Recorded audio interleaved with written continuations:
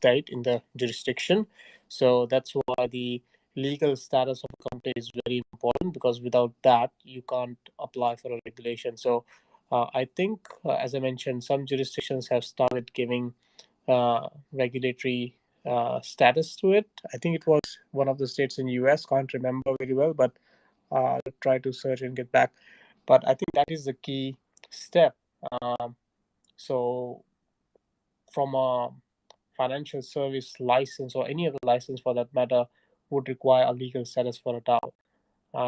So that's one thing. And we have seen a lot of projects taking the DAO approach for tokens in general, where they don't need any regulation or license as such from the regulatory body. So um, talking about them, I think a lot of projects have tried implementing a DAO framework and a structure, but I haven't heard of one very successful project who have been amazing at what they are doing yet. But I think some of the good examples that I have come across is I think Uniswap. So Uniswap have a governance token uni, and they vote on different proposals, and it is very decentralized.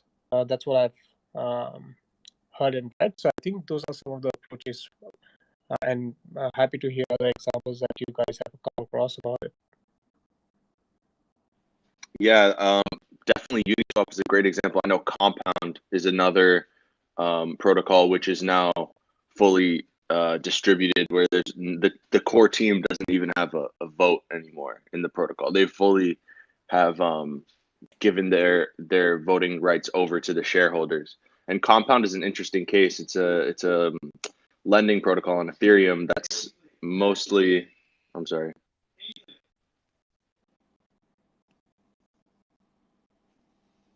Yeah, sorry about that. It's a lending protocol on Ethereum that's mostly owned by institutions like Coinbase and Ledger. So they just have a big say in like what to.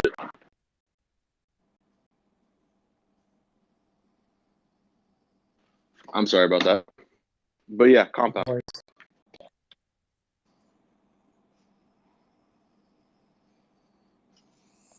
Yeah, Bilal, have you done much research? I know you are researching on DAOs for your use case as well. What is your experience in from your research on DAOs so far? Or you can, if you can share some of the interesting things that Daniel shared in the earlier one. Yes, this morning was very interesting, and I think I don't know if you were here from the beginning of the conversation, but it was mostly a conversation around how to organize a DAO and what condition really, like, what is the definition of a DAO, first of all. And the basic point was usually how we can organize a decision making without necessarily relying on certain individuals. So the example was given of Bitcoin, of other like well-known cases, but Daniel also mentioned like a very specific kind of DAO, like yeah, I don't remember the name. I've added them on Twitter, but I will check them. But he went into much more detail. I was like blown away. So I still have to process what he explained this morning. Hopefully we can have more help around it. And we mentioned this book, like now you have a DAO. You have a DAO. Now what? From Grace Rachmani, which I met 2 weeks ago in Ljubljana. She lives there, and we talked about exactly how to avoid biases in a DAO. Like when you have a decentralized system, how can you avoid biases by the system? And her book is really interesting. Maybe I can share the link in the. I will share the link in the chat. And yeah, we need to think more deeply about it. And oh, Chris is here. Chris was in the conversation this morning. Let's let Chris explain it much better than myself. How are you, Chris? He's still a listener, not a speaker yet. Chris never sleeps, apparently.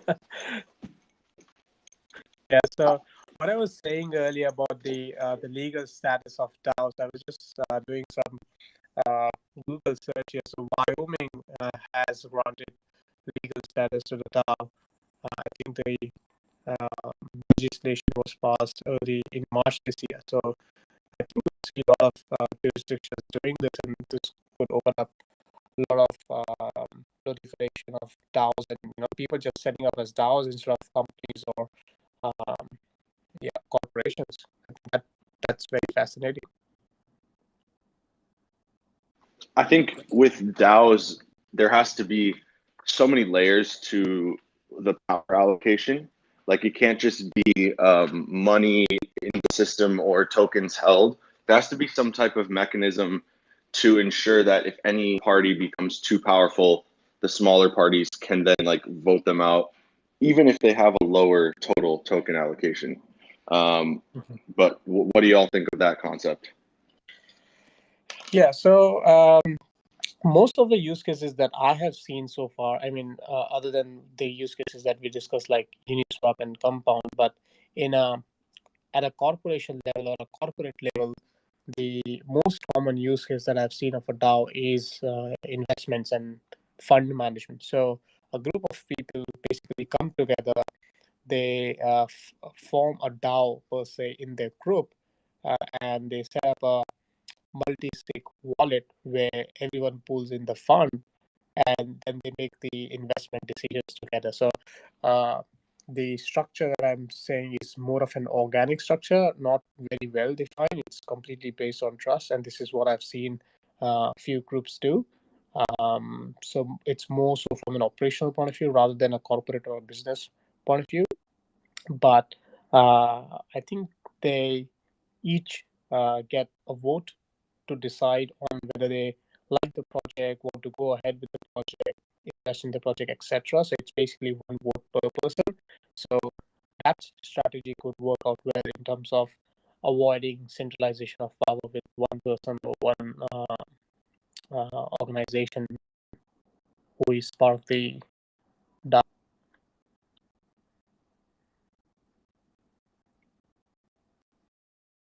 That obviously basically a member is having an equal vote and equal say in all decisions. But that's the easy part, right? I mean, the things that complicated when you have different number of votes per person or per organization, or different weightage of votes when the organization is too big. I think that's the complex part.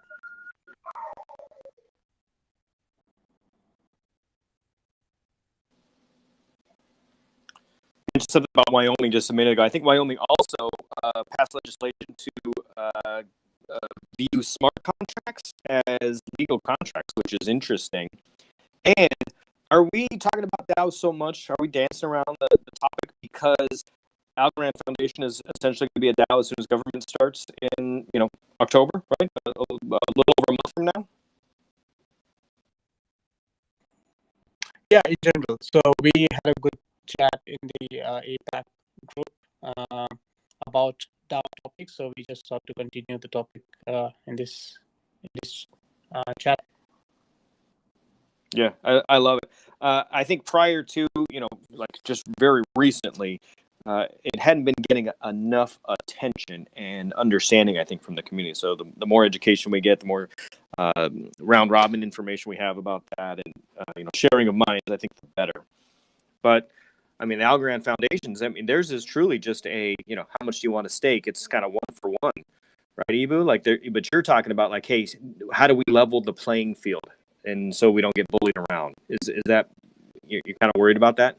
One of the things that kind of fix that is I think, didn't Algorand put out something that said they weren't going to let delegate access happen, or were they going to let delegate access take place? Delegate access in some other DAOs is a thing, right? I don't know. I'm not the expert by any means, but smaller investors, so to speak, have kind of grouped up to offset that. that a So solution? one of the actual ways to actually offset it is use quadratic voting. I don't know how much of you guys actually. Maybe it's not delegate access. Maybe it's delegate votes. Maybe is the right verbiage there. I don't know if anybody's a little more familiar than I am with that, but I think that's essentially where a bunch of folks band together. Like, let's say everybody in this Twitter space banded together and gave all of our delegate access to, to you, Evo, and then essentially, then we get to vote as a block, and so we don't get bullied around. Can you guys hear me at all or no? I don't know if that's allowed. Yeah, I can hear you, bud. Proposal. You can hear me? Okay, I'm trying to talk here. Yeah. Cool. So is that stuff allowed? Wait, can Crypto not hear me? Crypto Nerd not hear me? Possibly. It could be just a glitch or something. I can hear you, Chris. You can hear me? Okay. Well, tell Crypto Nerd to stop talking for a second so I can answer. Yeah, Chris is trying to talk. Apparently you can't hear him, Monty. No, because there is a problem. I think, Chris, what happens is that your status keep changing and it's glitchy. Oh. So that's why Monty was speaking at the same time, because it's like in my screen I see your profile coming back and off, on and off. All right. There might be something bad with the connection. Back, okay? Yeah, and I want to get you back. Yeah. Well, to respond to Monty, Monty, can you hear me? Yep, right. I can hear you. I just couldn't hear Chris for whatever reason. Cool. Yeah, well, he's just going to reconnect. But I know that Algorand was allowing people, once governance starts, to delegate their votes to the foundation. Like currently, the Algorand Foundation controls the direction of the chain and like the updates, and that's set to change when the governance kicks in and everyone will have a vote. But I think the votes, if someone's not an active voter, their vote will be default. No, actually, if you're not an active voter, you won't participate in the governance protocol. But you can also, because you have to vote on every decision, but you can also delegate your vote to the foundation if you just don't really want to worry about it and you're mostly there for the staking rewards. So I know that's a thing. And in other DAOs, you can delegate your vote to one person. So it's actually what I think is the opposite of what you were saying, if I understand you correctly, which was, instead of, like, for example, everyone in this call right now delegating to me and controlling my if I had a big portion of the DAO, it would be like everyone else, if they respect my decision making, would delegate their tokens to me, and I would then have the say with their tokens. Yeah, it's basically a lot of small token holders or small value of token holders aggregating together to become a voice against an organization who has a lot of tokens. Yeah, in Hawaii we call that a hui. I don't know why. Maybe it's like a union. Yeah, like a union. Maybe. Yeah. I think now, Chris. Yeah, that makes sense. Chris should work properly now. It should be good now.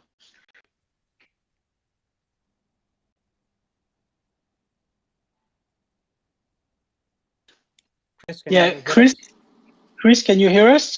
Because we interrupted you.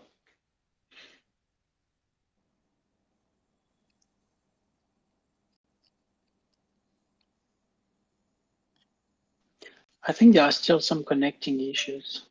Yeah. Hopefully that works. I will try again with Chris. Everything should be working. I don't understand what's the problem. Okay.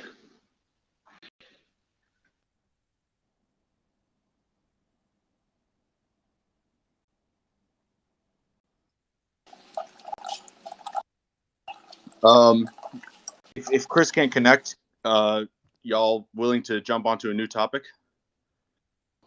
I want to talk about NFTs. All right, I think is it working now? Someone also mentioned. Oh, here you are, Chris. Oh yeah, here he is. Yeah, go ahead, man.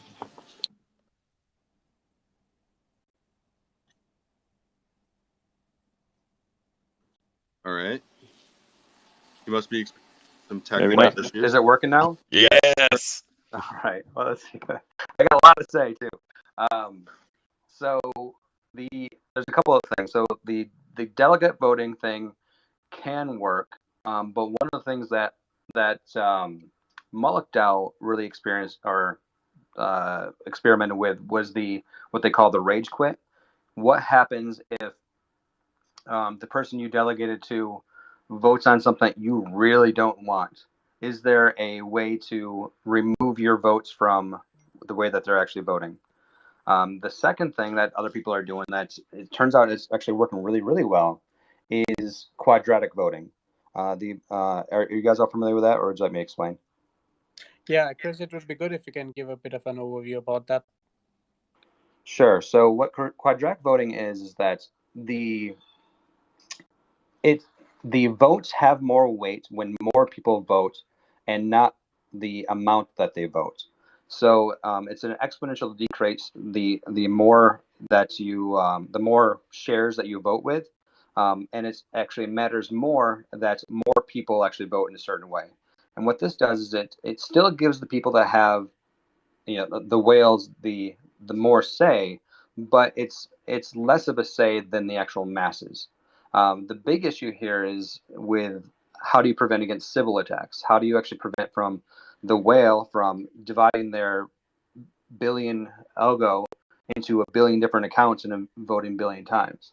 And that's the hard thing that you need to actually figure out. And Gitcoin is somebody like they've actually what they've done is that rather than slashing people or kind of like penalizing people from doing that, what they did was they incentivized votes that had proper identification. So if you had they gave you more weight to your vote if you identified in a more secure, strong way. And I think their estimate is like they're throwing around lots and lots of money, and like I think something like 1.8% is what they determine as fraudulent. Yeah, and VeChain has the same system of giving more weight to the people who identify into the system. Yeah, I was thinking like that would have to be like if we ever had to do like a decentralized social media, that's some way we would have to like, conduct like, essentially value to like, persons like likes or votes or anything like that. Yeah, and Yeah. we all forget.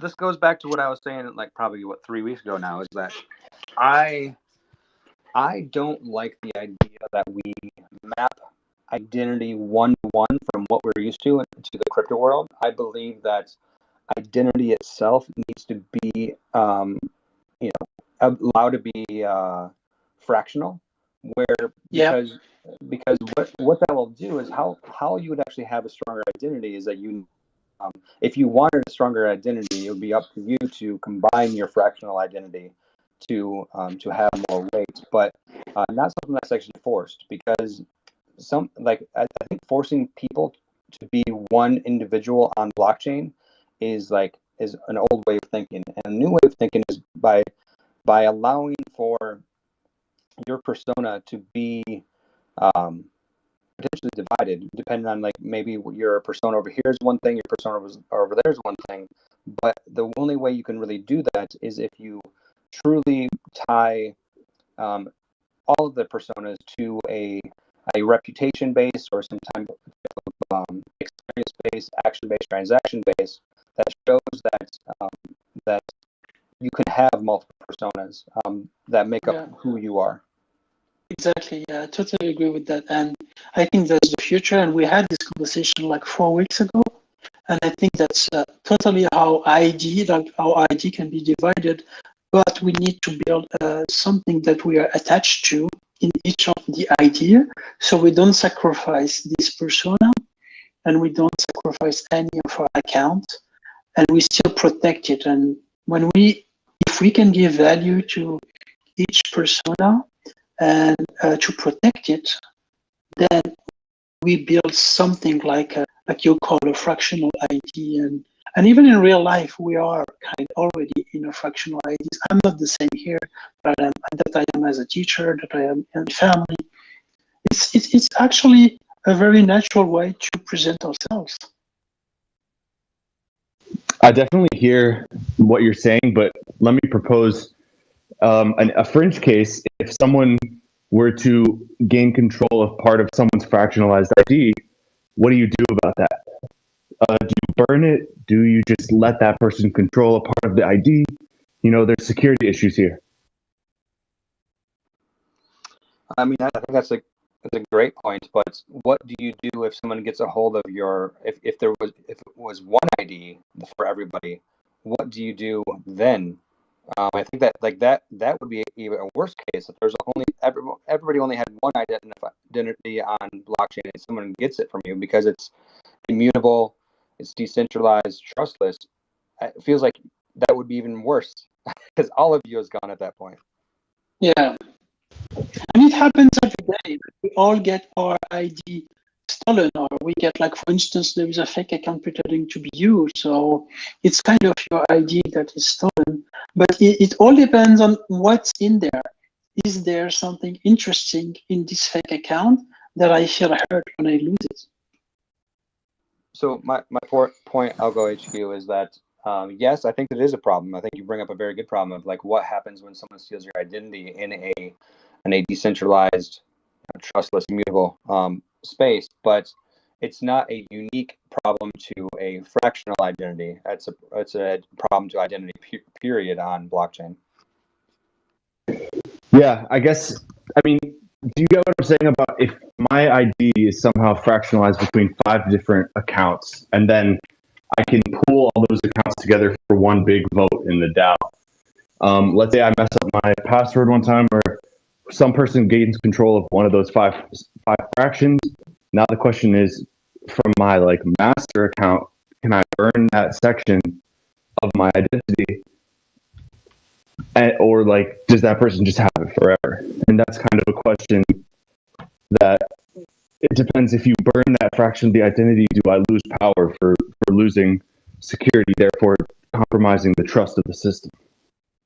Yeah, I think that's something that just everybody needs to really, or somebody smart that needs to actually focus on identity and wants to actually solve that problem. Because my point is that whatever that solution is, maybe it's a way for the community that identity is involved in has the ability to rekey the identity to somebody. I don't know. Like I said, who knows what the actual way to solve that problem is, but the problem still exists even if you have one identity. Because what if someone gets control of that one identity?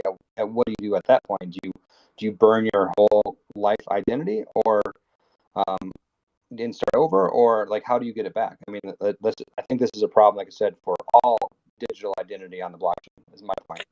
Yeah, I mean, if you lose your identity in today's world, usually you go to a centralized source and they help you. Someone steals your card, someone steals your ID, your email, or whatever. You can go to the authority and say, that's not me.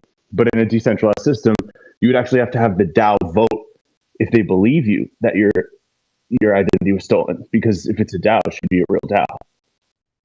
Sure, and then there's a whole another attack vector, because if the DAO has the ability to steal your identity, then there's a potential attack vector where you convince a DAO that you are the person that says that they are.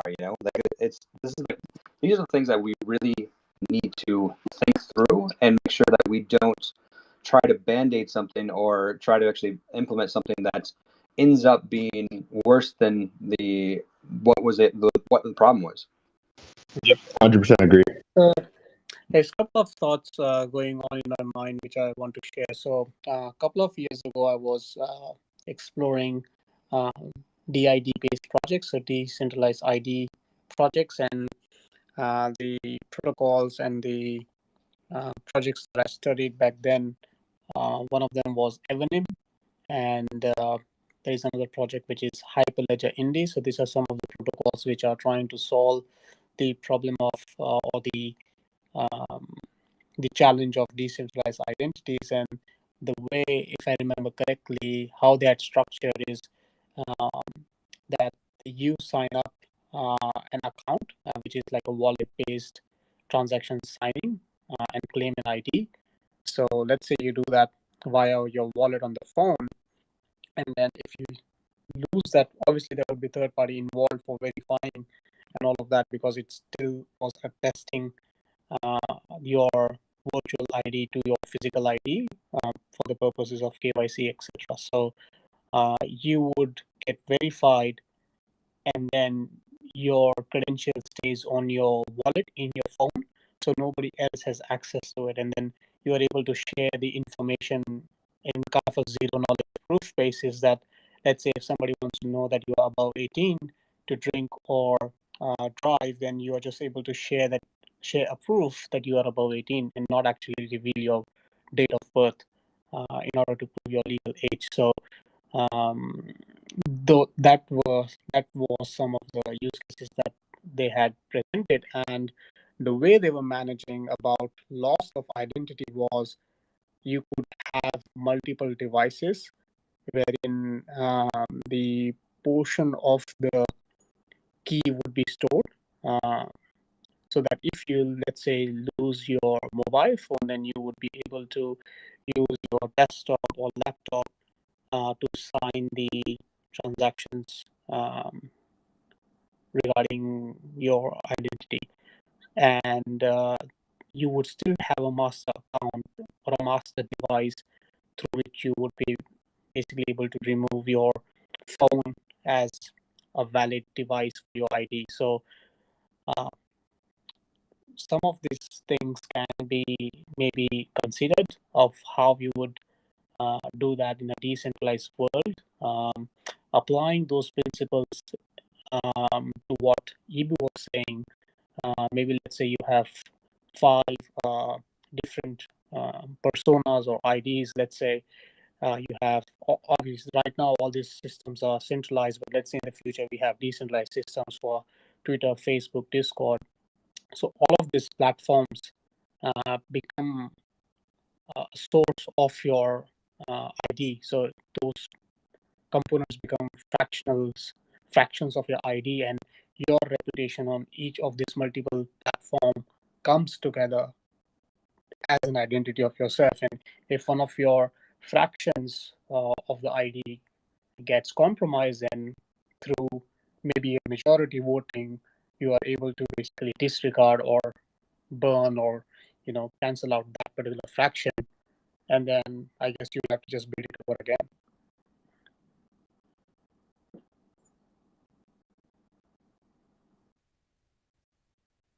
What about using something like a ledger, like a hardware device for your, like, how do you say, main account to your identity? That would maybe. Wait, you don't do that already? Well, you know what I mean, but one that's like used for to control your, essentially, like your actual like KYC on a decentralized way. Yeah. The problem with that is that if you lose that device or your hardware, then you lose your ID, and that is some of the problems which needs to be solved. For example, like what's happening in Afghanistan and some of the war-torn countries, if they lose their physical ID, then there is no way they can identify themselves later on, because they have basically just lost their ID. So Nadeem, like what you're really kind of explaining and providing a solution for is losing an ID or being able to regenerate an ID from somewhere. And I think that's a different problem than someone stealing your ID, because if somebody steals your ID, they now have you. They are now you. They are. I mean, they should be able to, if, like, say if someone steals your ID and then you go through the process to regenerate your ID, the person that actually has the key should be able to stop that process, because the other way around, if somebody tried to hack into and regenerate your ID through the back door, you as the ID holder should be able to stop that process as a last ditch effort. So, like, to me, like what you described is very much more about, I lost my ID, and the other issue is, somebody actually stole my ID. Yeah. So having that hardware ledger as a last resort to block any changes in the ID rather than using that as a key ID would make sense.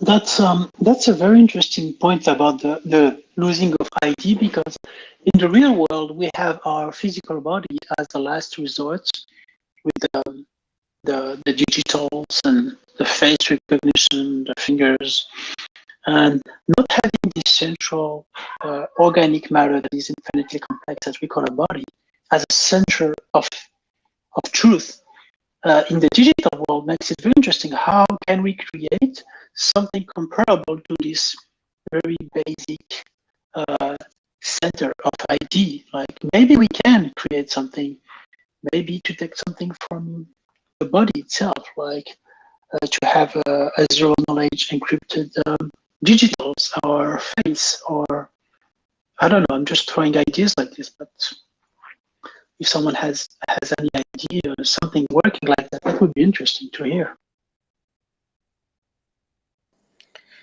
Yeah, I haven't seen or heard of any popular projects working on. I mean, there are a lot of projects working on decentralized ID, but they still tie up to the physical ID in some sorts. I haven't seen a completely virtual identity-based project which is based on reputation. I know, Bilal, you sent some articles and some links in the group earlier where there was a reputation-based system being built by someone. I forgot the name.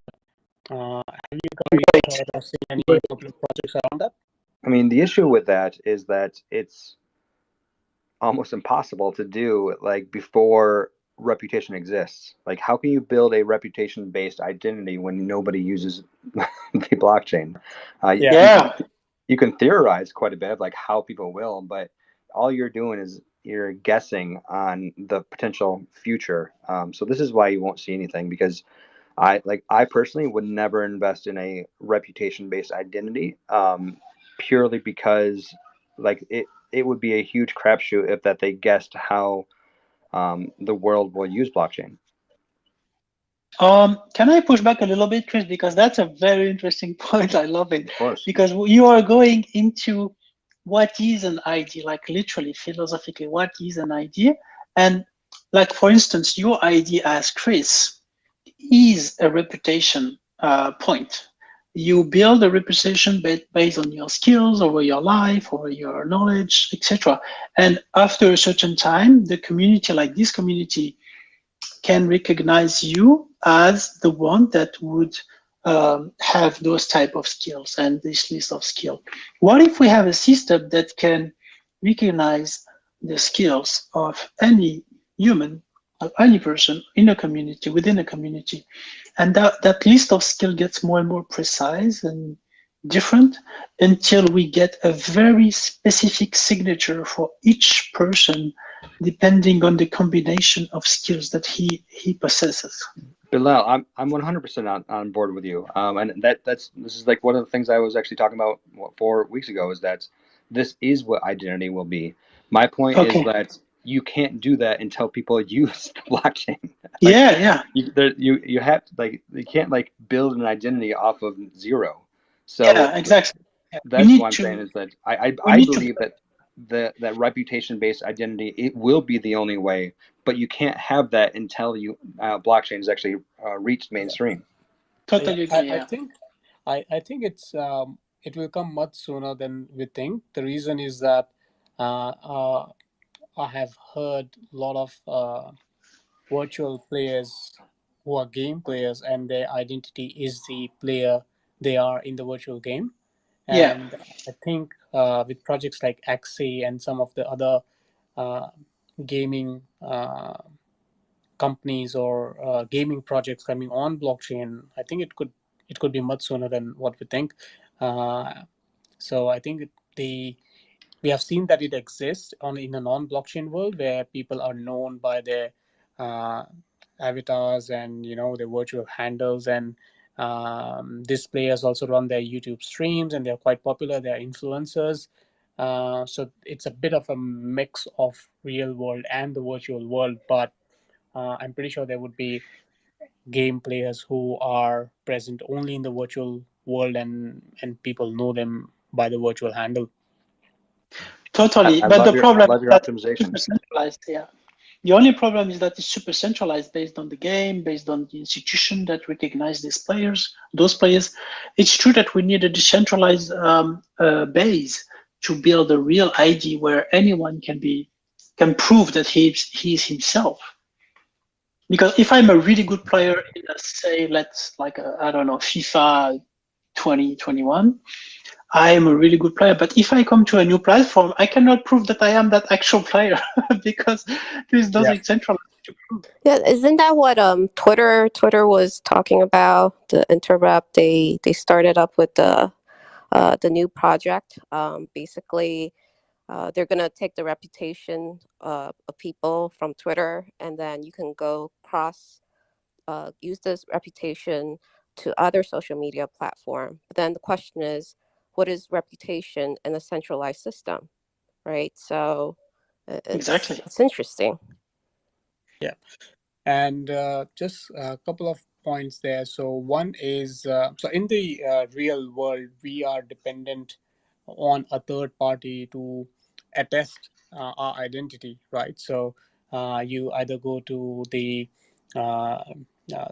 driving center or the passport center, and then you get attested that you are who you claim to be, and that's how the ID is created. Whereas what I think could be the future of identity in the decentralized world would be uh, your uh, your reputation rather than verification is the key. So you provide proof of action, proof of transaction, and proof of participation, and then gradually you get reputation and then generate an ID. So there's a bit of a difference in it when you compare it to um, verification rather than reputation. That's very interesting. That would mean that the ID uh, uh, would be in the wallet itself, like in the account itself. Is it what you were saying, Nadim? Yep. So the ID would be based on your history. So, and if you're transacting through a wallet, then that wallet is your ID in a way, because all that history of transaction is tied to that wallet. And the problem which Ibu highlighted earlier remains that if you lose access to the wallet, then you end up losing that identity. So you might have to just rebuild that identity again, but it may not be the same identity anymore because you're just building up your reputation again from scratch. Nadim, just to be clear, today your wallet is your identity. I mean, like Yeah. a lot of people think like wallet is things you stuff into. That's not how blockchain works. Well, how blockchain works is that there's a ledger that is shared multiple places that list every transaction that happens on the extra protocol. And what your Yeah. wallet does is it doesn't hold any type of assets. It doesn't. When someone sends you in some algos, they're not actually sending you algos. They're putting a transaction on the ledger that shows that a certain amount of algos transacted from Alice to Bob. And what your wallet is your identity of who Alice and Bob is. So your wallet already is your identity. Yep, that's right. Yep. So wallet is the ID. Uh, yep. I think that's us calling it a wallet is confusing, but I mean it's what we call it. Yeah, and you're right, Chris, and that's how the DID projects that I was researching on treated it like. So you basically start off by creating a wallet which represents your ID in the system, and then it gets tied. So yeah, absolutely.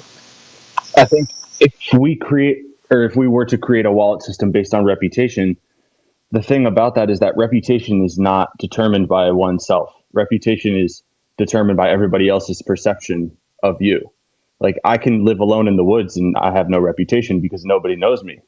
So it's whatever you in this room, let's say, think of me is what my reputation with the community is. So if my originally identity that's based on a reputation system of what I've done and contributed to the world and done in my life, if that is compromised and I have to rebuild, it automatically is eroding my reputation at all because now there's two versions of the same person on the blockchain. and you don't know which one is which. Yep. Yep. Also, just another clarification, that's any type of reputation system that is invented. This goes back to why I said like it's you can't really build a reputation system until people use it, is because a reputation system isn't really it's less about actually building like an application that does something, and it's much more of analytics on transactions on your existing wallet. So like that's kind of like the what you really need to think of, is that because everything that you do on the blockchain is already recorded. So a reputation system will be able to actually analyze your transactions, what you did, how you interacted with other people, and maybe that there's actually a layer of like social interaction on top of it. But really, a good, strong, decentralized reputation system is going to be more about analytics than building a new application. Can you push a little bit, Chris, about what you mean by analytics, please? Sure. So like analytics, I mean, it's analyzing data is really what I'm talking about. Is that every single time that you use a smart contract, or you send somebody a coin or an algo or anything, it's recorded for on the actual blockchain in a transparent, immutable way, right? So what I mean is that a good reputation system will be able to look at a ID and analyze the transactions to be able to build a rep score or a credit score or something of that sort based off of the actions that you did, rather than building a new entire system that people can vote on things, or a social thing. I think that there will be an aspect to it, but the foundation to a decentralized reputation system will be more about analyzing existing transactions. So do you mean like finding the special uniqueness of this particular behavior based on the wallet history? Exactly. So because what it will do is that it'll be able to analyze your identity. Like, when did you make the first transaction? How often do you make transactions? When you make those transactions, what types of transactions are there? If you're doing some type of lending based off of that wallet ID, have you been able to? Do you typically are you typically liquidated, or do you pay things back? And it's more like about, like, once again, very similar to how credit reports work right now, is that it analyzes your transactions in the real world, but a reputation ID is going to be based more about all of the transactions, because ideally you're going to be doing things more than actually transacting currency on the blockchain, and it'll be able to actually analyze all of those things to be able to give you a reputation score. Yeah, Can a and rep- just to expand on that, so right now there are solutions which centralized exchanges are using, similar to what Chris explained. So, software solutions like Chainalysis, Merkle Science, ScoreChain, there are heaps of others, which basically analyze the wallets, the source of the transactions in those wallets, and whether they have been involved in any transaction related to hacks or have been related to the dark web, and they score the wallet. And based on that, they give a score on the transaction about how safe this transaction is. And depending on the size of the transaction, do you need to take any action based on the score? So I think those systems can eventually evolve and basically be used in the use case that we are talking about. But yeah, I completely relate to what Chris is saying. There are such sophisticated systems already out there which are analyzing the wallets, transactions, and just creating a tree or a chart about the flow of funds and scoring wallets already. I think there was a project actually. Um, I think it was by a company called Trust Swap, and they launched a new project where they were giving credit scores to all the wallets which are already signed up with Trust Swap or something like that, and they would be using that score to allocate um, the the amount that they can buy when a new IDO or a new token sale happens. So yeah, I think we'll see a lot more in those areas. Do you think the transactions can be able to determine a person's, let's say, personality? So let's say an NFT is being popular, being bought and sold based on the artwork we purchase. Since it's a identity, reputation based, do you think the type of artwork we purchase can be, I guess, determined within the wallet? I think that's more of a it's less of a blockchain question and more of like a philosophy question of like who really are you? Are you a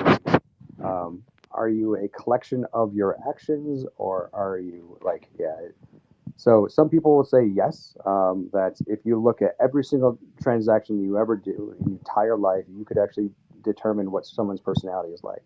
But if you're not dealing with a full set, who knows that if you're actually able to have a good estimate of who they are? Because I mean, there's been plenty of things that I've done out of character that if you only look at that one thing, you would think I'd be a completely different person. Yeah, totally. And it's also like, yeah, it's going more and more philosophical now, because like who we are as a person, is it defined by the tracks that we left behind us in any kind of system, like a bank? Like a bank, I went to the ATM and the bank blocked the card because thinking like that's a weird place to take money from. But or are we more defined by like the community? And is there one community that is more able to define me, or is there, we have to take into account different communities coming from different values? That's the question that Grace Rachmani is asking. Do we have to put weight on the points used in the reputation system based on the community that people are voting from? And that type of question is so fascinating. That's my whole interest at the moment. And I don't know if someone has like some ideas about this type of question. So we've been talking about identity for quite a while. I asked the question last week of like, what do people want to actually talk about here? And one of the things that came up quite a bit was NFTs. Bilal, I know you want to keep digging into the identity stuff, but what do you think about switching over and talk about NFTs? I love NFTs. So yeah, and Jamie, I know she's working hard on NFTs, and I know that you agree on the idea that NFT is much more than just pictures and pixeling pictures and things like that. We can go so much further with NFTs. So what is an NFT to you, Jamie? Tell us.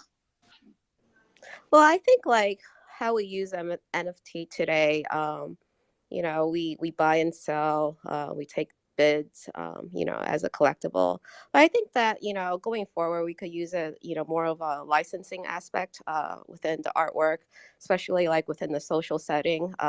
So like there's a lot of social NFT apps that's coming out. I don't know if most of you know of it, but there are those kind of apps. Basically, you have a social aspect by buying and selling your NFT work, and then you earn the royalties. This is not exactly how I envision, the long run. I think in the long run, people will be more like licensing or borrowing the NFTs. And NFT can be basically anything. So it could be artwork, it could be movies, music, etc. And I think people will kind of like share these NFTs around rather than, purchasing or using as a collection. I think this will also help the creators to just kind of earn more money than, what we have today. Yeah. People get surprisingly like passionate about NFTs. Ibu and I got tagged in a tweet, like a little battle this week. What is it? JT Invests in You, I think. He was strongly against having artwork, I think, as an NFT for whatever reason. He was all on board with having, property and music, like with royalties, that sort of thing. But for some reason, he didn't like the artwork aspect of it. And I was surprised, actually, that he felt that way.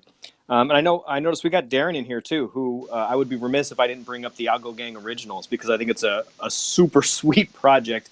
It's combining NFTs with a storyline that's almost like a comic book that's a serialized over like a year and a half. There's a ton of cool stuff going on in the NFT space. So because so many people ask me about NFTs, it inspired me to do our next podcast episode, focused purely on what is an NFT. So Jay and I actually recorded last night, late last night, probably end up being 50 minutes talk about what really truly is an NFT and what are people getting wrong about it. So if anybody here actually wants to get wicked with what truly is an NFT, so pay attention to our podcast. It's the next episode will be focused on that. But I'll give you a little bit like a teaser of my belief is that the issue is that an NFT is not a thing. A NFT is a abstract idea that if you actually force it into a box, it forces you to be less innovative about what it could be. But what it really is Chris, we couldn't hear you because of the oh mic no something. Can you repeat the last sentence, please? I was getting on my soapbox. Can you guys hear me all right now? Yes, sir. Yes. Okay. So what I was saying is that a NFT is not a thing. It's not, and people actually think of an NFT as a thing. But what an NFT truly is an abstract thought of ownership, of self-sovereign ownership. And truthfully, it is the most valuable thing about a thing is that when you buy an NFT or when you buy the representation of the ownership, you're actually not buying the thing, you're buying the ownership of the thing. And this is like a very nuanced way of thinking of it, but when you do think of it this way, it really can open your mind about what else it could be. So give you an example. I was giving this example to someone on my team the other day. So like think of the Mona Lisa, and the Mona Lisa is worth just a second. In a second, sweetheart.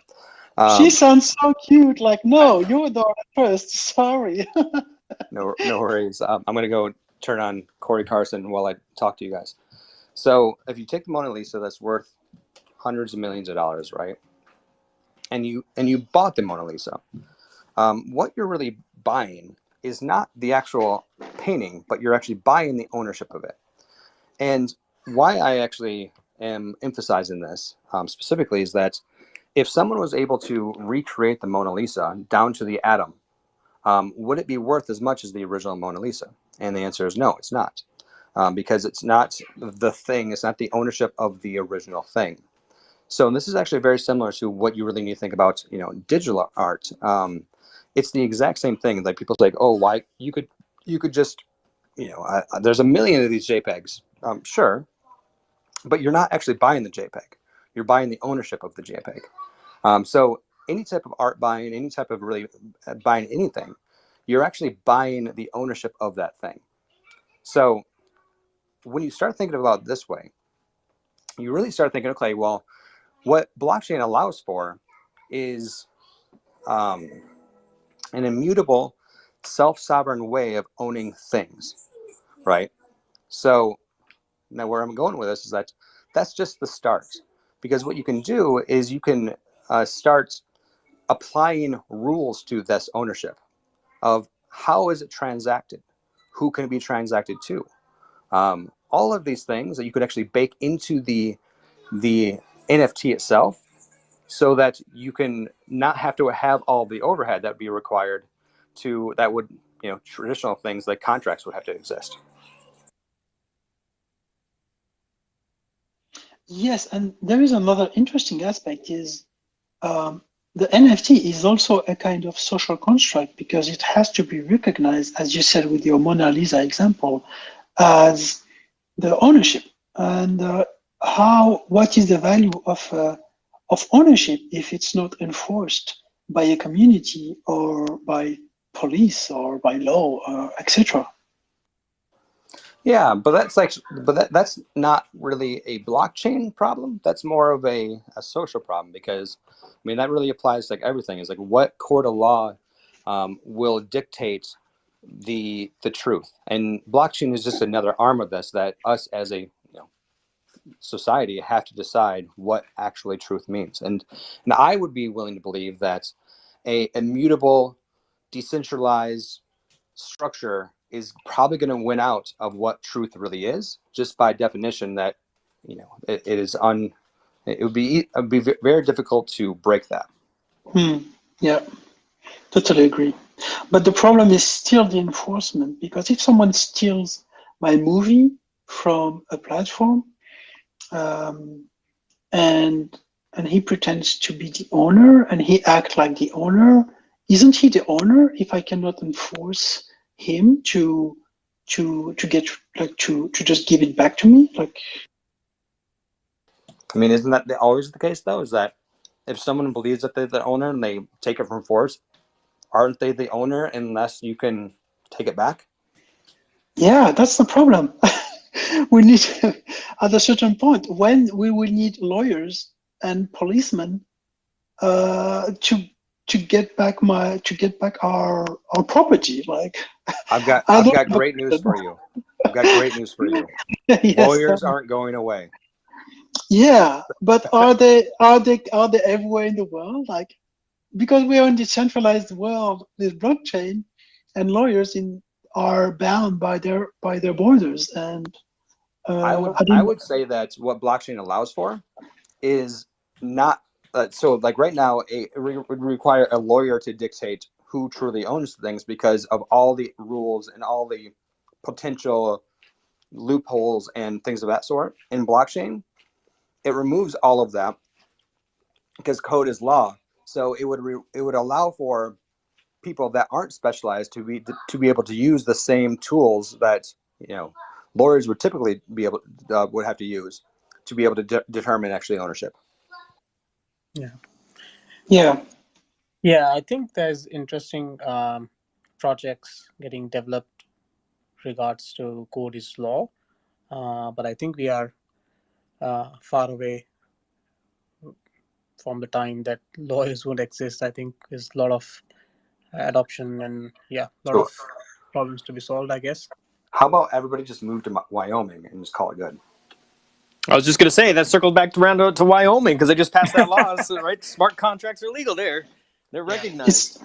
it is incredible. It's so amazing. Can someone explain us a little bit more in details about what's happening in Miami and how they are leading the legal pioneering really about blockchain? Anyone in the audience, please, if you have any idea about Wyoming precisely. And if anybody in the audience wants to talk about anything specifically as well, just jump in, just ask your question, and that's all you have to do if you don't want to really talk much. I did want to ask a little bit more about from Chris and NFTs a little bit before we move on. I hopped in a couple days ago, perfect timing when you were talking in the Cardano spaces, and you kind of talked about light wallets and like different standards of NFTs. Because I agree, like you said, like everything's just kind of in one basket. We're just generalizing it, and we do have like different layers to it and different standards. So I just kind of want to see, like, do you think that's going to happen? When do you think, and how is that going to happen? I mean, it's already happening. Like, ask the people here on this call, give me a 100 or a hands up if you are starting to have so many NFTs on the Algorand space that your wallet's starting to get polluted. I just did send you 100 straight away. Yeah, I even asked the team to build like kind of files, like albums, to just like try to have some order in the wallets because it's too much, like too many NFTs. Exactly. So like this is my whole point of like it felt really good and the right decision to say, you know what, a great feature of using ASAs on Algorand is discoverability for NFTs because they'll just pop right in your wallet. And we're like, yeah, that'd be great to be able to see my NFT in the wallet. And then it started happening. And then people thought, wait a minute, maybe I don't want to see all my NFTs in my wallet. Maybe it would be smart to actually have a separate application that was able to organize my NFTs based off of types or use cases. Because I mean, especially like, and we're just starting, literally. Like all you guys have right now are, JPEGs. Imagine when you start having your house on an NFT and your car on an NFT and your video games that you play on an NFT. I mean, it's going to get to a point where, an NFT is not only an NFT because we're so our lexicon is not great enough to describe everything that NFT could potentially be.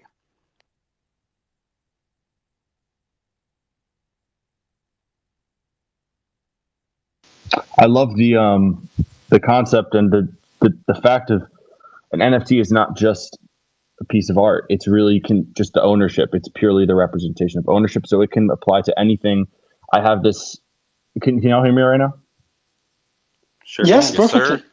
Cool. Yeah. So I have this idea of, like, let's say with the vintage car industry, which is one of the biggest industries around. It's very lucrative and very popular. If you could somehow like laser engrave a QR code on the under the hood or like somewhere deep inside the engine where you can only really get it if you own the car, and then you can scan that with your phone and it'll bring you to an ASA, which represents like this is the real car, this is the original, just practical application. Hold up. Not an ASA. ASAs aren't NFTs. ASAs are a technical description of what NFT could be. So Well, ASA can be an NFT, right? an ASA is a technical solution of what NFT could be. That is, Algorand decided that was going to be the first way to do an NFT. But NFTs in general are just a data structure that designate ownership. Yeah, so an ASA can be an NFT. Sure. So if Yes, but I guess what Chris is saying is that NFT is much bigger than ASA yes, because a smart contract, it can be so many things. It can be anything that really point to a right of ownership.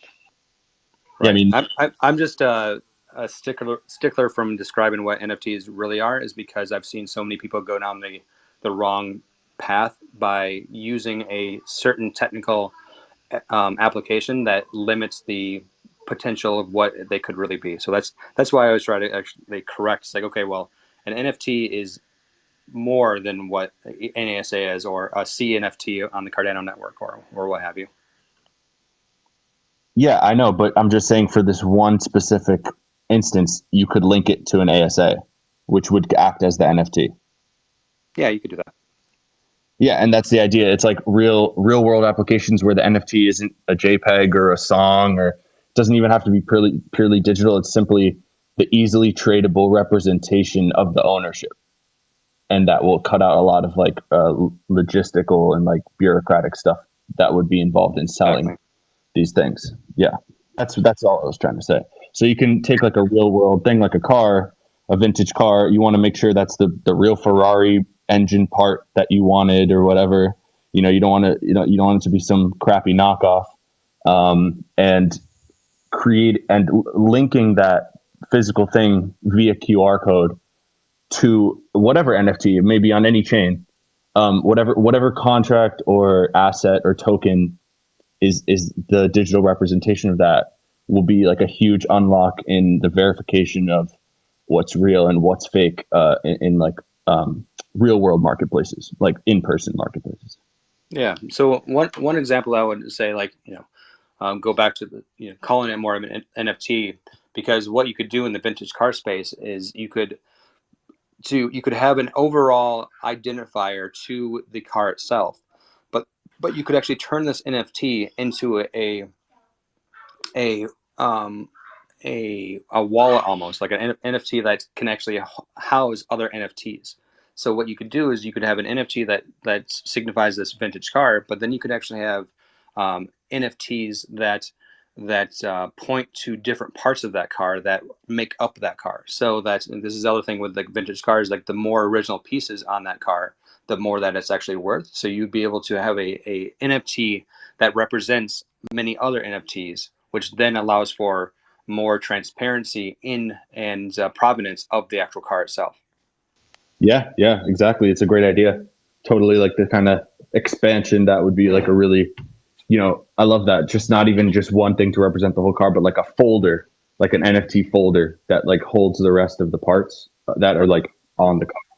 That'd be So this cool. this is the reason why I'm a stickler about calling in whatever the tech is, because going the ASA route, you wouldn't be able to do that because it is a non-fungible token, when in reality a ownership itself, self-sovereign ownership, and once again I don't even like calling them NFTs at all anymore, is something that is infinitely has infinite potential, because it really could be anything. It's when you think of an NFT as a uh, a programmable object that one of the fields is ownership, it really kind of opens up exactly what could a NFT actually be. In the old days, we used to have these like poor man's copyrights where you put your idea in an envelope and send it out like certified mail or whatever, and leave the envelope sealed. And if anybody ever stole your idea, like you can open up the envelope and show the date on it. I wonder who's going to be the first one to put some idea down on an NFT and use that like the poor man's copyright. It's dated, it's immutable, it's on the blockchain, it's verifiable, and that's it's your idea is engraved on whatever this NFT object is. So That's very interesting, because like I was talking to someone like, what if what if we put startup ideas or like concepts, abstract concepts onto the blockchain? Can someone else take this idea? So that's a very interesting point you mentioned. So we talk about this, actually go into detail about this in our episode about Microsoft Office, or Better on Blockchain Office Suite, where if you tie in the blockchain into your Office Suite, you would have the ability to notarize your documents along the way, and being able to actually turn the NFTs themselves into, or sorry, the documents into an NFT, which would then be its own collectible. Because imagine like owning the original screenplay of Harry Potter that was first written, because it was the actual document itself was actually turned into an NFT, because it would, number one, it would be a collectible, but number two, it would actually show the original provenance, so it would have copyright baked into it as well. Yeah, maybe it's Darren here. I wanted to maybe add some of the ideas on this, thinking about NFTs and just beyond the art as well. For me as well, I think things like wills could be very much attributed to NFTs, where you can obviously lock in the condition of your will to the contract is immutable. You don't have to worry about things being changed. It's a way of security. And other things you can do too is to provide the executors of the will kind of a governance NFT to validate that they're accurate. And I do foresee NFTs playing a big role, particularly as we start to gain more ownership of things like our health data or information that's specific to us, and that these can be encapsulated NFTs. And then if we can put them into what is the general market at that time, and allow that to be utilized as a way to redeem value. And then obviously I also think contract governance, and this will become a much bigger application, can definitely be defined as an NFT ownership between two agreeing parties. And this is also a way to create proper governance around the contracts and putting that on the chain. So I think we're just getting started. And Chris, I was curious from your perspective, because we are talking about programmable data. So I think the potentials of NFTs are kind of like goes beyond the imagination. And I do foresee, if we can do time sensitivity around the NFTs as well, that would have a lot of merits, such as ticket vouchers or discount vouchers or other kinds of means that are valid during time periods, but can obviously be retracted or no longer valid if we can put a time counter into such a programmable NFT. 100%. I mean, like this goes back to the whole if we allow the idea of NFTs being programmable smart contract, the ownership is not the only, doesn't have to be the only field in this data structure. You could have a date, good and tell date. It could have like anything. Like it could be like you could only transact this NFT 3 times before it becomes locked or burnt. Even like you can like when you think of a NFT as not as a token you pass around with, but as a field in a data structure that has unlimited programmability, like that is where we get to have a lot of fun. Yeah, that's Yeah, and in fact, that's actually interesting because I know I keep talking about licensing NFTs and so forth. That's because there are licenses where you can only use for 1 week, 1 month, 1 year, and then just kind of expires. So I think it's exactly the similar point. Within the contract, you can state like how long this license or agreement can last for the ownership. So yeah, pretty cool.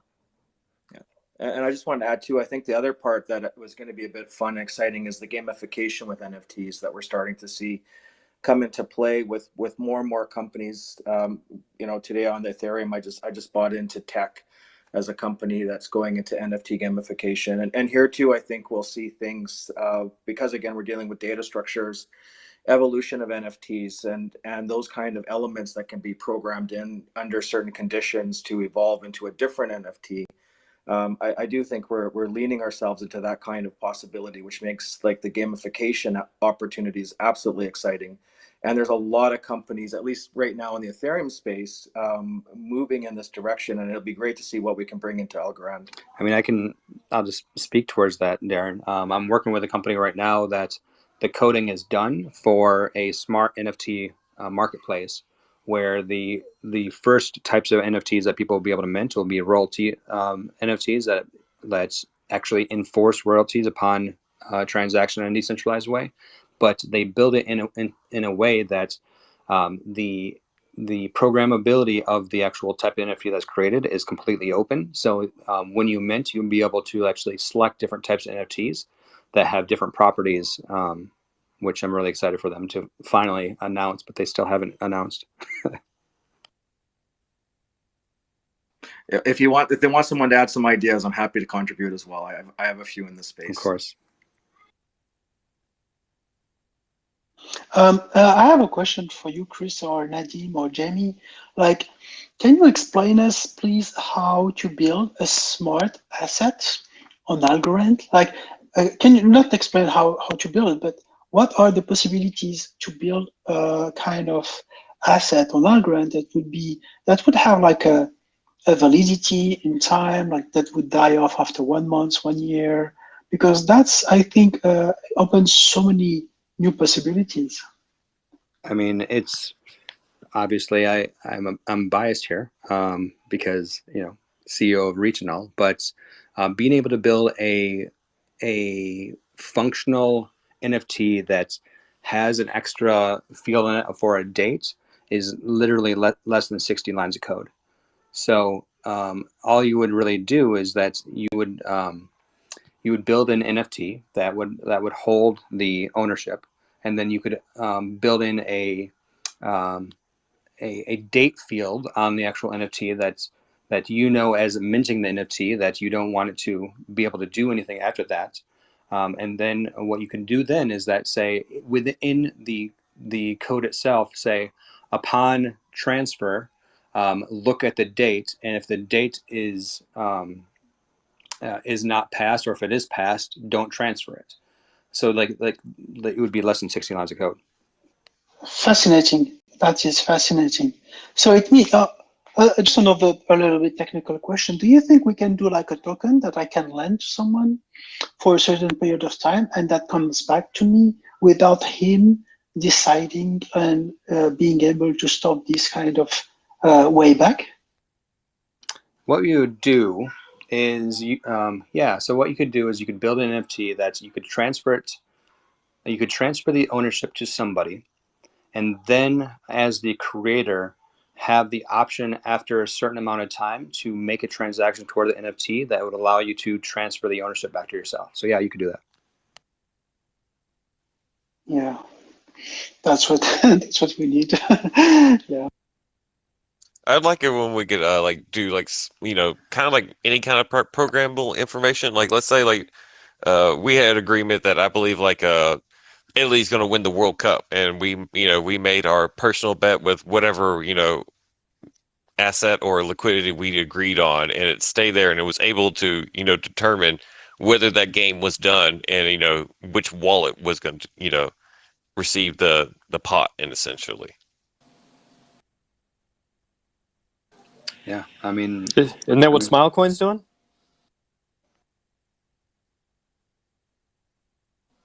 I'm not sure. maybe Something like that. Yeah. Tricky. One of the things that you actually said, and I want to actually clarify, there's a difference between a light wallet and a thin wallet. Um, so the other day, like when I was talking about, like I think I talked to you guys about it many times about my idea of a wallet is a thin wallet, and what a thin wallet is a wallet that doesn't have much of an interface beyond signing something with your identity and communicating with a node. Um, Nothing more than that. A light wallet is a wallet that doesn't or that uses a third party node to communicate. The opposite of a light wallet, I don't know what it would be that you actually communicate with your own personal node that you stand up. So like there's thin wallet that is all about the interface, and then the light wallet that's all about if you need to stand up your own node or not. Sounds like a heavy wallet to me, Chris. Yeah, sounds very heavy.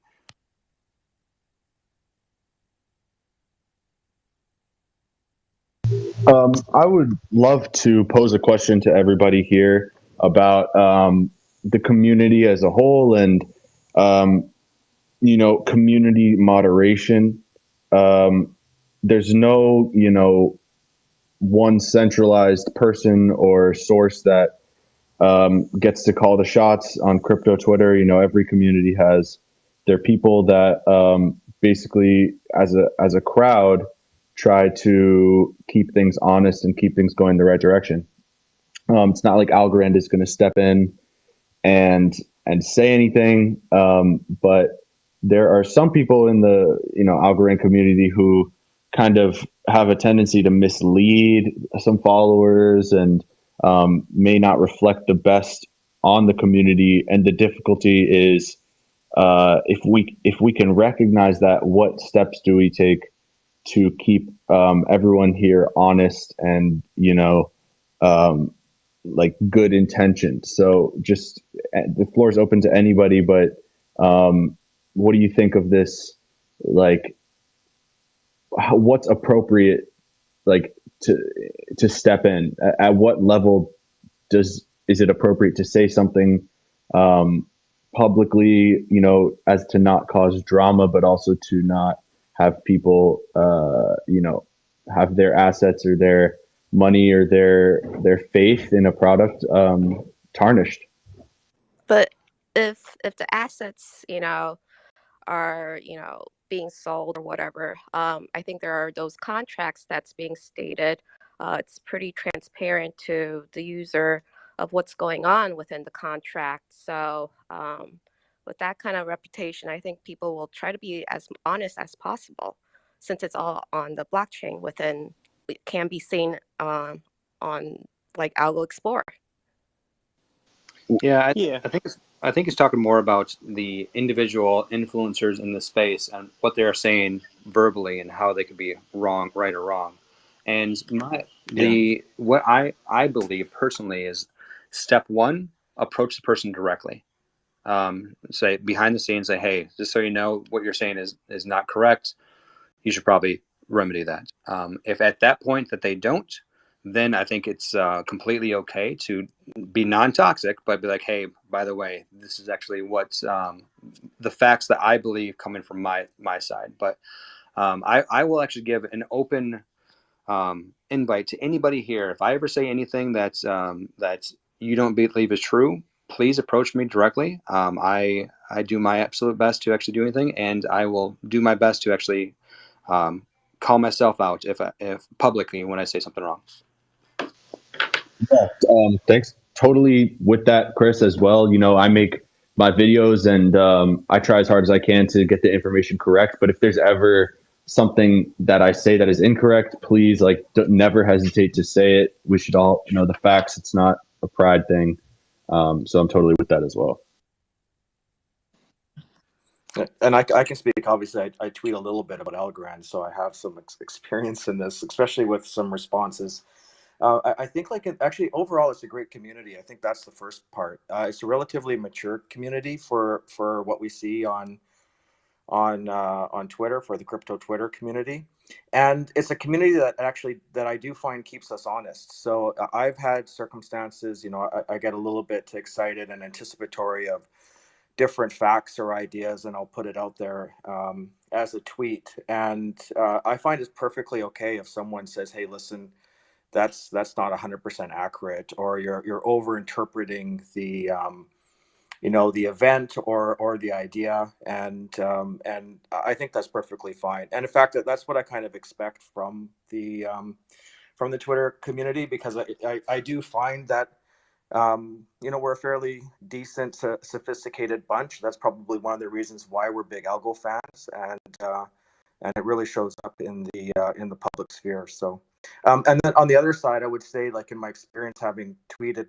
consistently over the last year, is that there are some negative naysayers out there, and unfortunately, they come in for periods of time just to unfortunately make some negative noise. But I just, for those, I've only blocked maybe 3-4 people in 12 months, but they're out there, and that's the action that I will take for those kind of people.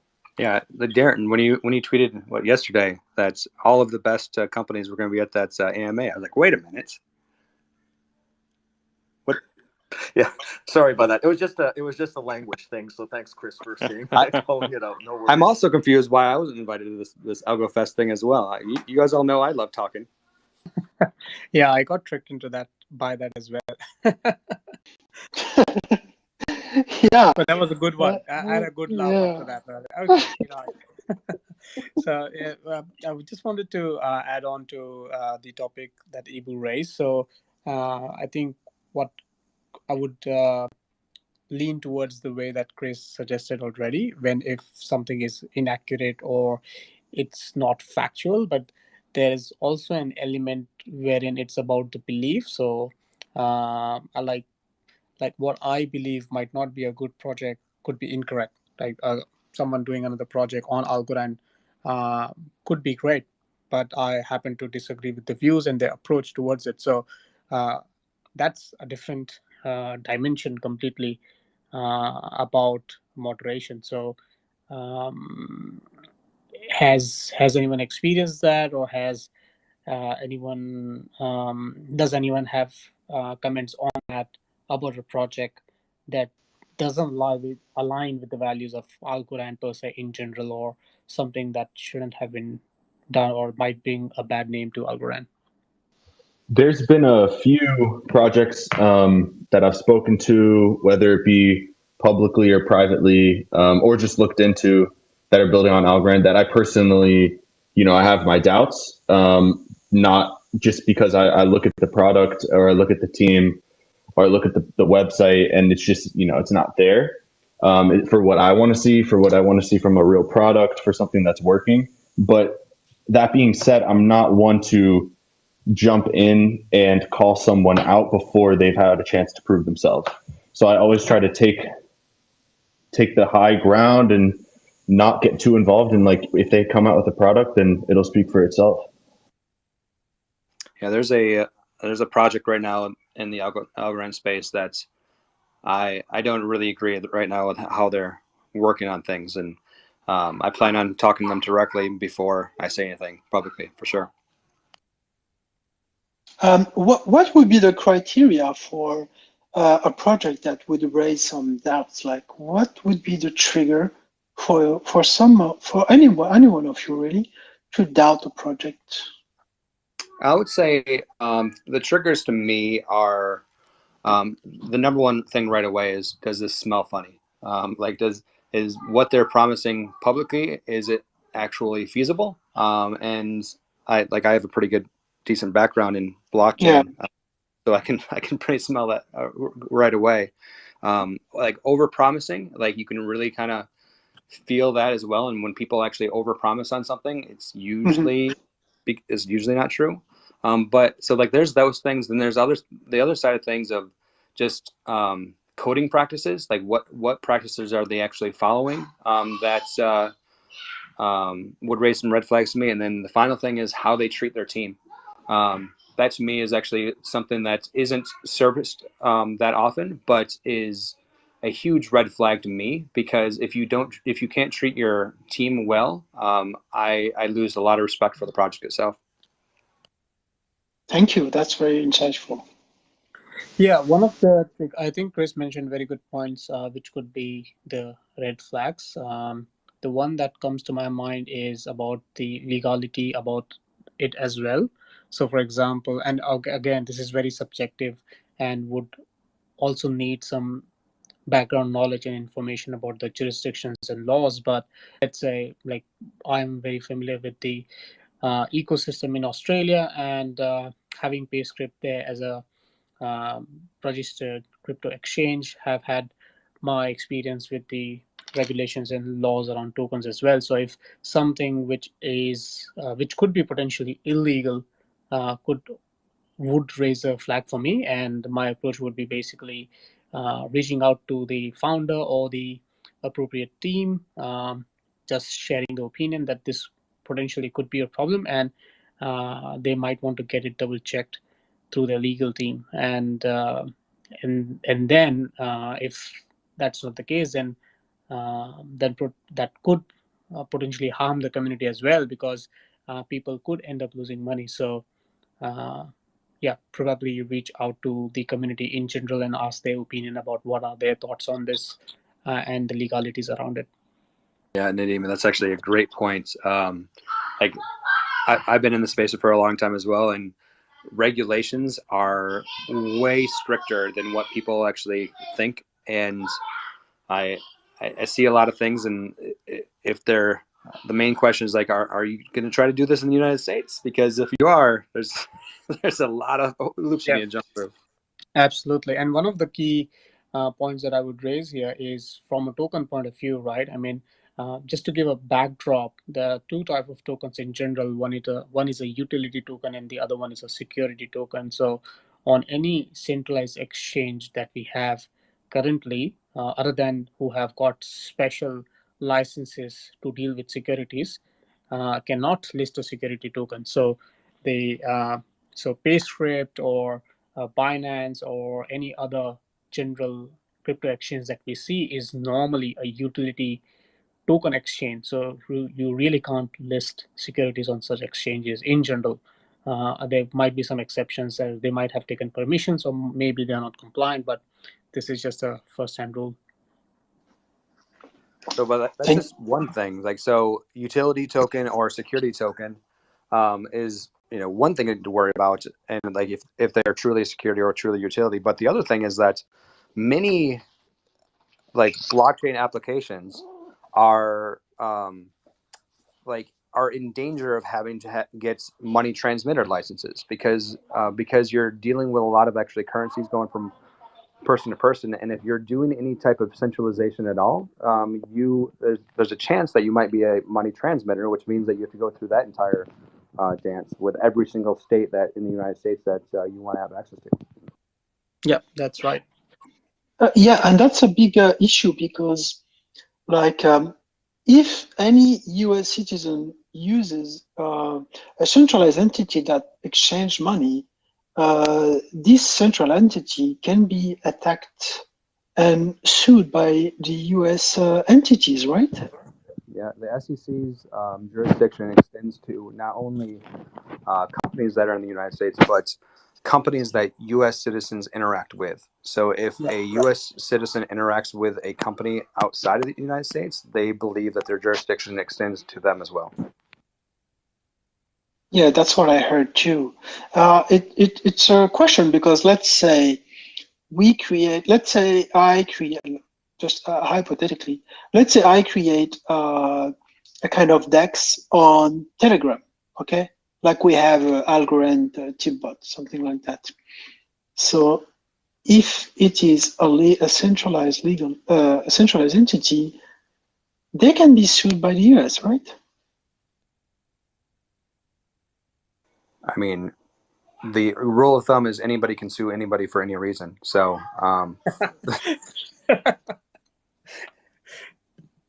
Yeah, if you got the money, you can do it, dude.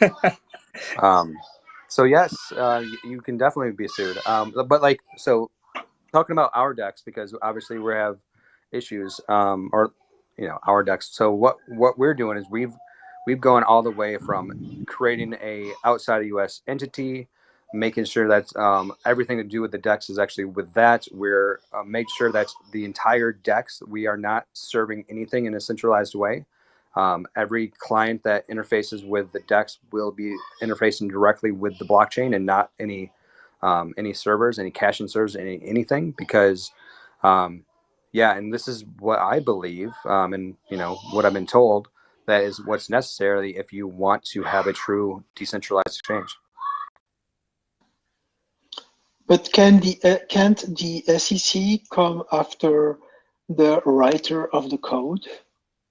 That's a huge debate of like, if can the writer of the code be in trouble of what people use for, and that's in open debate in the United States right now. But I mean, so far Uniswap isn't in trouble, and they have lots and lots of money. So the main thing is like you need to make sure that you are as cautious as possible, and make sure that you are following every regulation that you know of, and just be as open as you possibly can be. Because me as an individual, I don't want to have to be in trouble by the SEC. So you really need to make sure that you are doing everything that's possible, so that when you do launch, it is in the right way, and you're following every law possible. Yeah.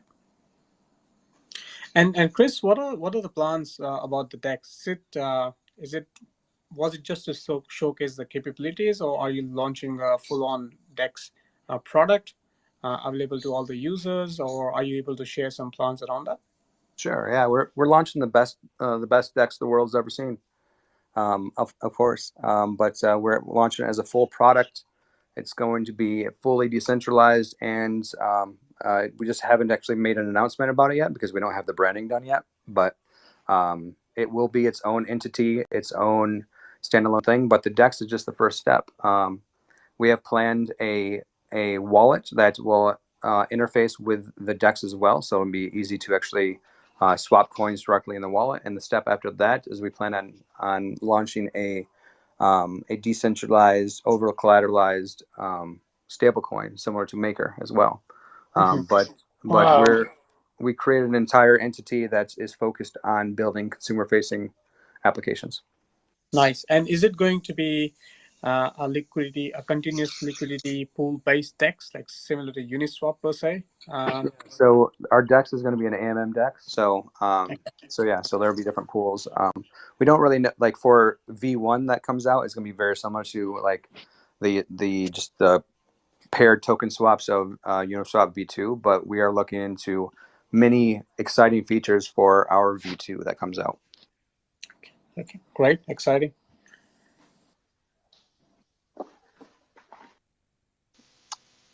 One thing, it's going back to what we were talking about before, whether I can tell if a project is legit or not based on the sniff test. Since I'm not on the technical side of things, for me, it's more about the presentation. Like and especially the white paper, the light paper usually reveals all. Like if I read your light paper or white paper and it's all just buzzwords that like you find all over the crypto space, but with no math or no philosophical like goal or no concrete idea, and it's just like we're using the Algorand blockchain for high speeds, then it's like, okay, your project does nothing. Like your project probably does nothing. I would caution a little bit, just because Reach, we've been we've been actually an official company for almost 2 years now, but the idea is been even longer than that. And we have never had a white paper. We have always promised what we've actually delivered, and listening to what we've promised, if I heard myself pitch what we were doing, I would call BS on it. So just like, yeah, like you can't completely dismiss somebody if they don't have a white paper, or can't just like completely dismiss them if they they're not good at hyping themselves up, but it is a good start, at least, for sure. Yeah, totally agree. I guess more context on what I was saying was, if you don't have a product or something to show, like clearly Reach has stuff to show. So you don't really need a white paper to necessarily outline what you're going to do, since you're already doing it. If there's a project that, just got announced or something, and I go and check out their website, and, half the pages on the website still have the Latin text that they haven't replaced. And the white Yeah, paper, he said, is sure. just buzzwords with no math or no like concrete ideas.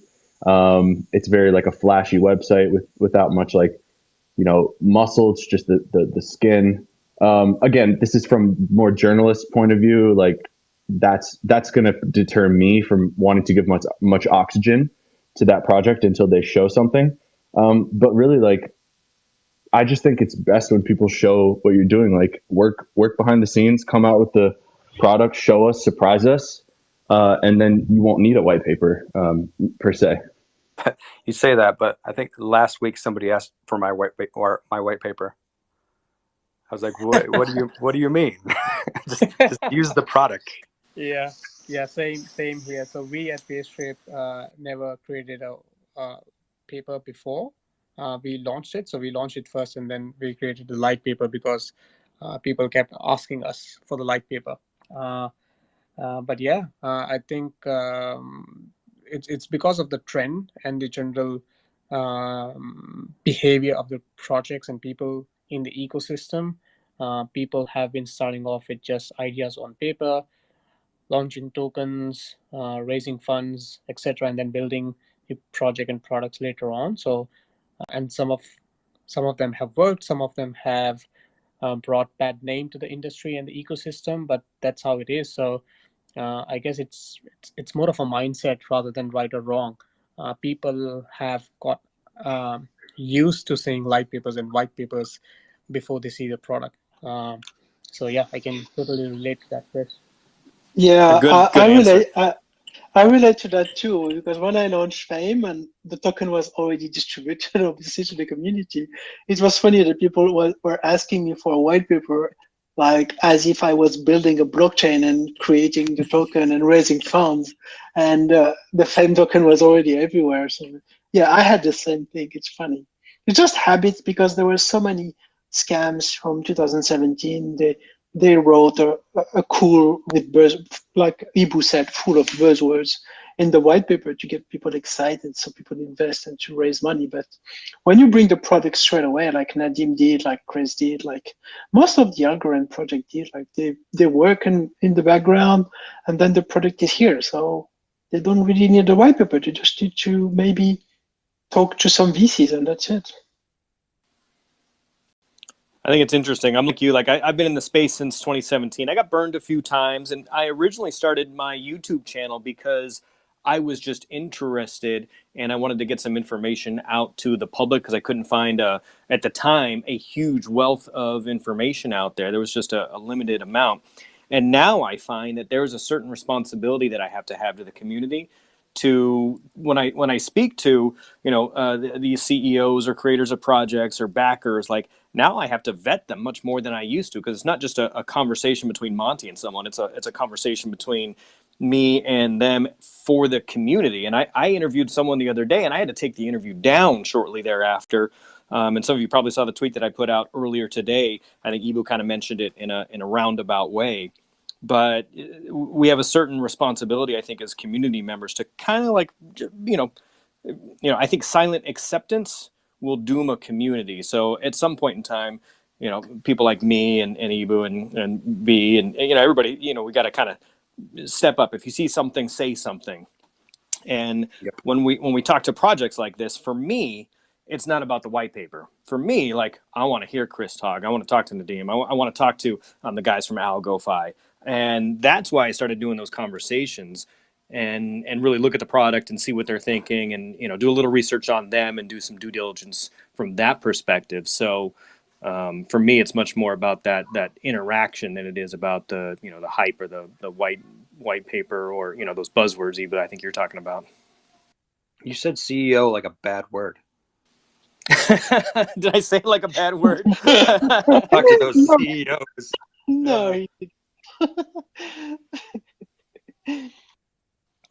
It's all about trust at the end of the day. Like, we trust someone, and I guess with the interview, you can find, like, you can build some trust with the team and the person. Yeah, and I personally like to talk way more than actually prepare presentations. So that's why I like doing these things. Ask me a question and I'll answer it, but I'm not going to sit and present to you. Yeah, well, it's great because the crypto space was built on openness, and that's why I love when developers or team members or CEOs or founders or VCs can be open with their conversation and kind of treat everyone like an equal, because that's kind of what Bitcoin was created for, and that's why I think the best projects in crypto are usually the most open and community influenced ones, that, like, active communities commenting and having feedback the entire time, rather than like the traditional finance behind closed doors approach. I don't think that really works in crypto. It doesn't really catch a crowd.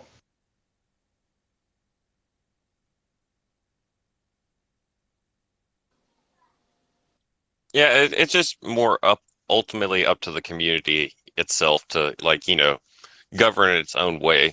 I mean, because like a long time ago, one of the original programmers to Bitcoin named Gavin, he tried to upgrade Bitcoin's block size, and it was highly censored and criticized by some members of the community, and still like kind of controversy to this day about that.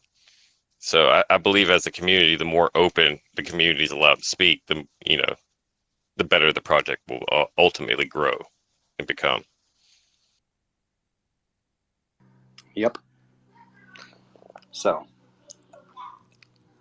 the other thing that I found is neat, or at least in my specific use case, is that we are not good at marketing reach. Like, we're great at building, we're great at actually getting users, but getting people to know about reach, like, many people even in the Algorand community don't know about reach, and it's honestly the primary way to build blockchain applications on Algorand. So that's the thing we're trying to get better at. We're trying to actually do, but the thing is, like, a lot of like scams, they're the best at marketing. So they'll get out in your face right away. Yeah. I did like the video you guys made the other day about the Reach store. The little short video. I did like that. That was cool. Which I'm sure all of you now have Reach swag, right? Now that the stores are up. Really? I want some Reach swag. I'm definitely gonna go acquire some now.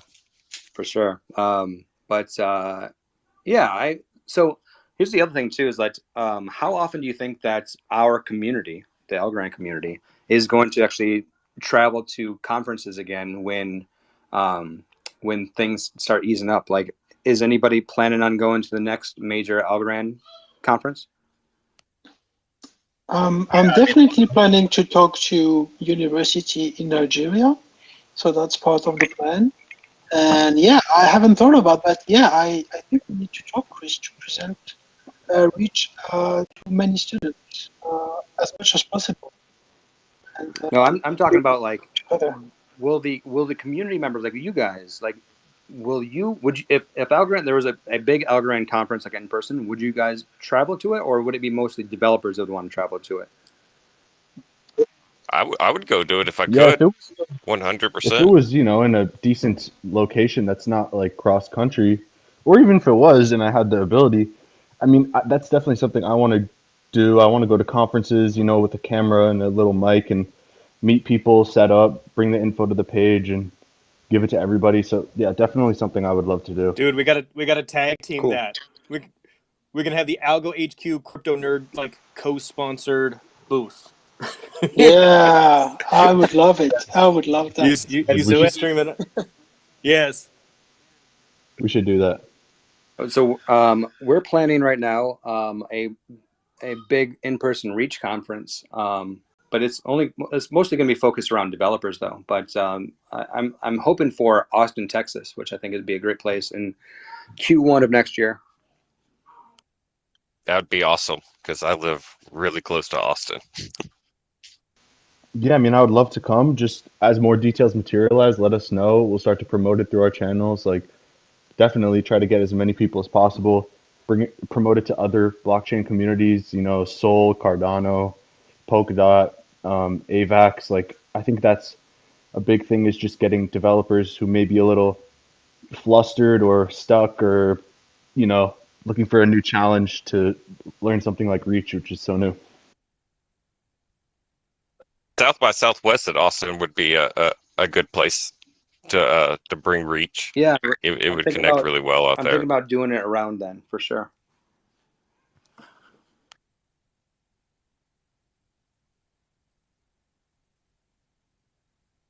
Yeah, because they do a lot of development in like network and computer stuff there.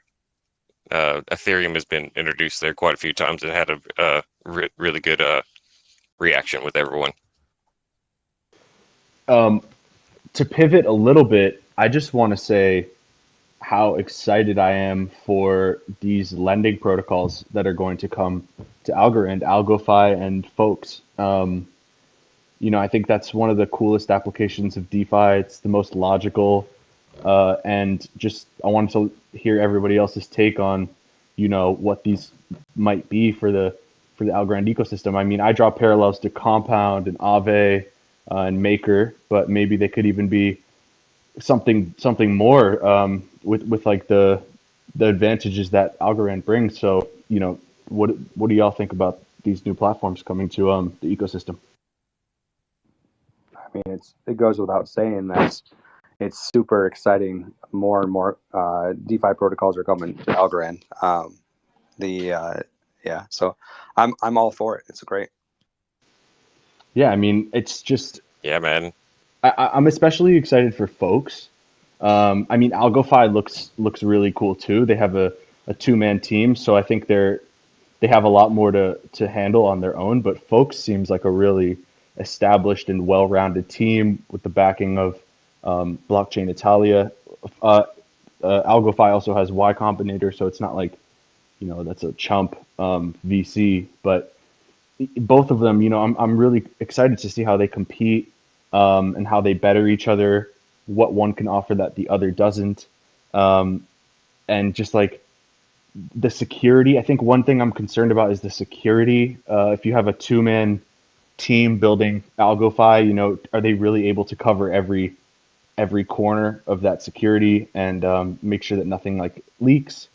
And so that's actually one of my biggest, you know, concerns, I guess, of like these new dApps coming to Algo is just, are they really rock solid? Like, you know, because we've seen on Ethereum, the most, what seem like a rock solid project aren't always a rock solid project. That's why we have Chris using Reach, right? I mean, the trick is that they have to use Reach. I don't think AlgoFi or folks, or if they are, they haven't talked to me yet. So would it be simple for them to integrate Reach into their systems now, or would they have to restart from the bottom and build it back up?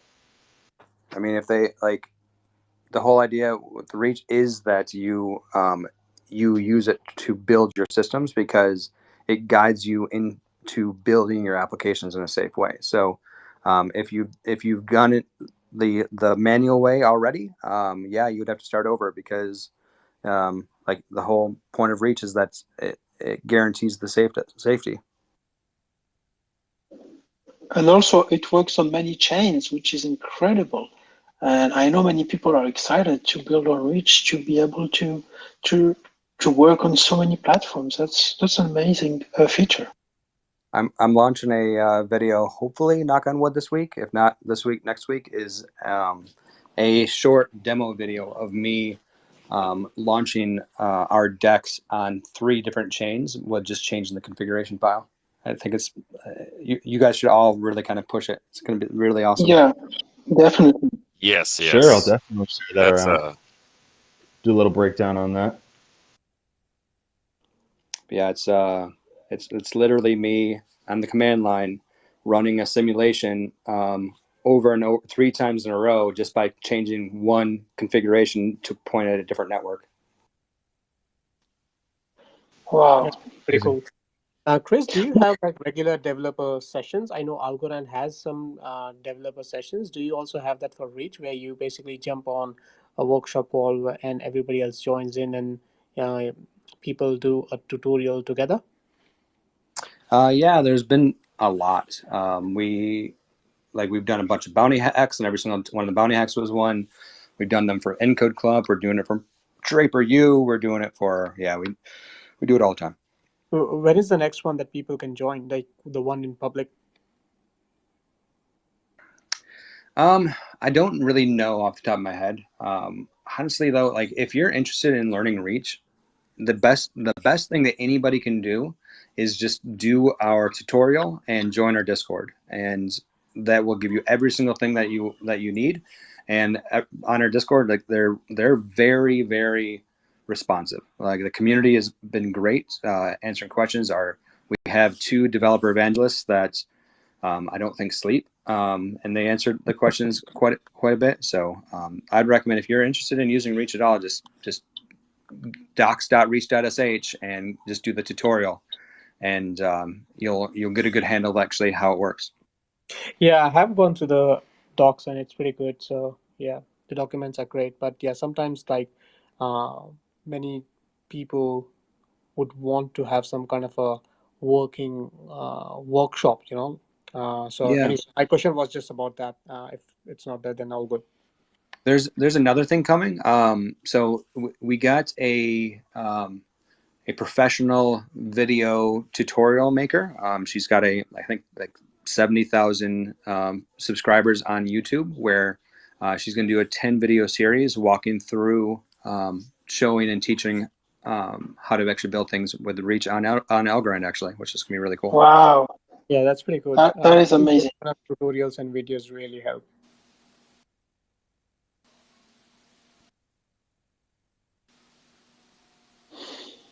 We have been going for 2-hour sessions, my friend. I love it. I love it. Is there any more questions, remarks, subject you want to bring up? Like anyone from the audience, please? Hot off the presses. So just so everyone knows, the AlgoFest deal, I didn't work on that schedule. However, I am the MC, so I know a few folks at the Algonauts team who are putting that together. And I had an open slot at noon. I think they were going to try to give me like a lunch break, but I told them I don't need a lunch. Instead, let's do a lunch in Algorand, where we can do a roundtable session. So you heard it here first. I would like to invite the 4 hosts of this space, plus Chris and Nadim. You guys are more than welcome to join us. I'd like us to talk about any triggers you see, what's needed for mass adoption. Looks like it's going to be the topic. Don't hold my feet to the fire on that. I'll find out and finalize it here shortly. But yeah, that's noon Eastern time on Wednesday the 1st, if you guys can make it. I'll get out some formal invites and have the team work on it. Send me some invites. Yeah, that would be great. Thanks, Monty. I've got a lot to say about that as well. How mass adoption happens. I was hoping you would. Yeah, I mean, definitely would love to be a part of that. Please, thanks for the invite. Who put on the AlgoFest, or who's putting it on? That's the Algonauts Reddit group, or Discord, I think is probably their primary channel. But there's like 4 hosts over there, and they kind of tag teamed and put it all together. Gotcha.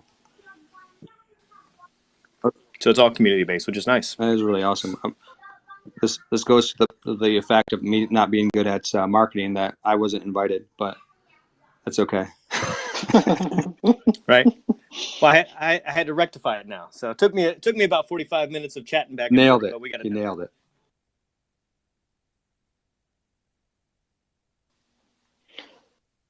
Nadim, not to put you on the spot, but do you have any updates on PayScript? Any of the latest news that you can share? Yeah, sure. No worries. Happy to share. So, I think most of the community is already aware, but those who are not, we have already launched the token, XPS, PayScript token, and we have had some giveaways and bounties for people who have been contributing in some of the contests. And the next thing that we are working on is a gamified club memberships in PayScript. What that means is, depending on the number of tokens that you have in the PayScript wallet, you would be able to claim a membership to clubs. So we have 4 tiers or 4 levels of clubs, and you are able to level up based on the number of tokens you have. And we are adding some interesting gamification and club member discounts in the future. So one of the features that you would have as a club member is that you would get discounts when you're buying algo on PayScript, or if you're trading or swapping between uh, cryptocurrencies, then you would get discounts depending on the club you are in.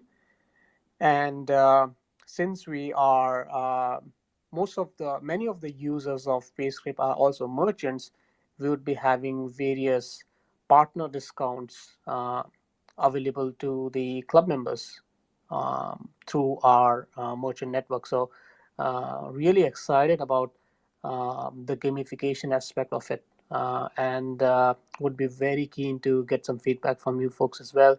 If there are any merchants or shops or stores who want to start collecting algo payments, reach out to me and we'll get you sorted. We don't charge any transaction fees for collecting crypto payments, so that's really cool. I don't think there are many other projects that do so. I think every other project charges a fee on the transaction. We don't charge any fees, so that's pretty cool. And if you need a hand with respect to tech, or if you want to understand how you would collect payments on crypto, if you're new to crypto, happy to help as well. I like the reward system you got going on. It's similar to like having like like a credit card points in a way, Yeah. and like Yep. Yep. then it'd be like frequent flyer miles are essentially. Yeah. And actually, soon we're working hard on launching a card as well, and I think it would be one of the first debit cards to support Algorand. So it would be kind of a crypto card. So you basically top up the wallet with Algo, and there is a card tied to it, so you're able to spend the Algo through that card anywhere in the world where that card is accepted. So um, it's a bit far down the line, maybe 4 to 6 months, but yeah, we are working hard on that. There's regulation aspect to it as well, so we might launch it first in Australia and then gradually expand to other jurisdictions. But yeah, I think that would be one of the first cards to support Algo on crypto cards. And the other aspect to that is we are planning to, when we launch that card, we would also have an option to provide Algo back, like a cashback option. And this is all like early stages of brainstorming. So there would be obviously more formal announcement and more details down the line. But I think that could be pretty cool as well. So when you shop using the card, you would get Algo back in rewards. Are you going to have a like a Shopify plugin so I can actually people can pay for their swag and with your tool? Yeah, we do have a WordPress and WooCommerce plugin. We had some plans. We had a request about Shopify plugin, but I think Shopify was revamping their payment-based SDKs or frameworks last time I checked. So I think that might have been done already. So yeah, I'll look into it and get back to you, Chris, because it can be done. It's just based on the request that we are getting. As soon as you do, I will enable it, and people can buy REIT swag with your tool. Awesome. Fantastic. What gets me excited about PayScript too is the ability for non-crypto people, because this is where the mass market is starting.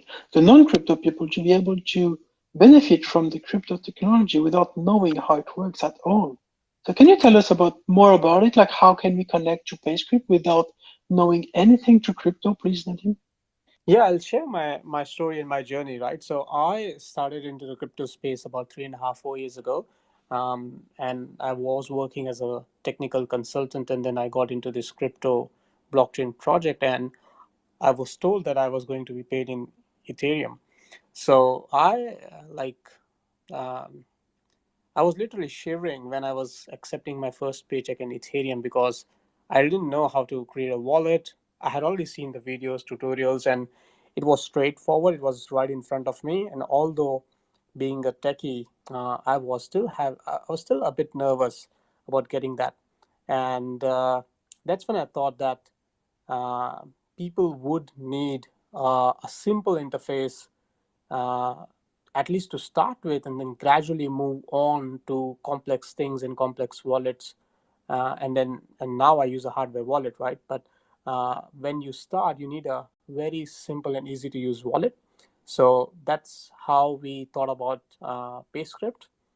So PayScript is basically a centralized wallet, and for people who are new to crypto can just sign up on PayScript, and when they do, we create hot wallets for them, so they can just log in to their wallets just using an email and password, and don't worry about the other complicated things, and leave that with us, the experts, to manage the security. So uh, that's pretty cool, I think, and a lot of people would um, have it easy to collect crypto payments than they would normally do with PayScript.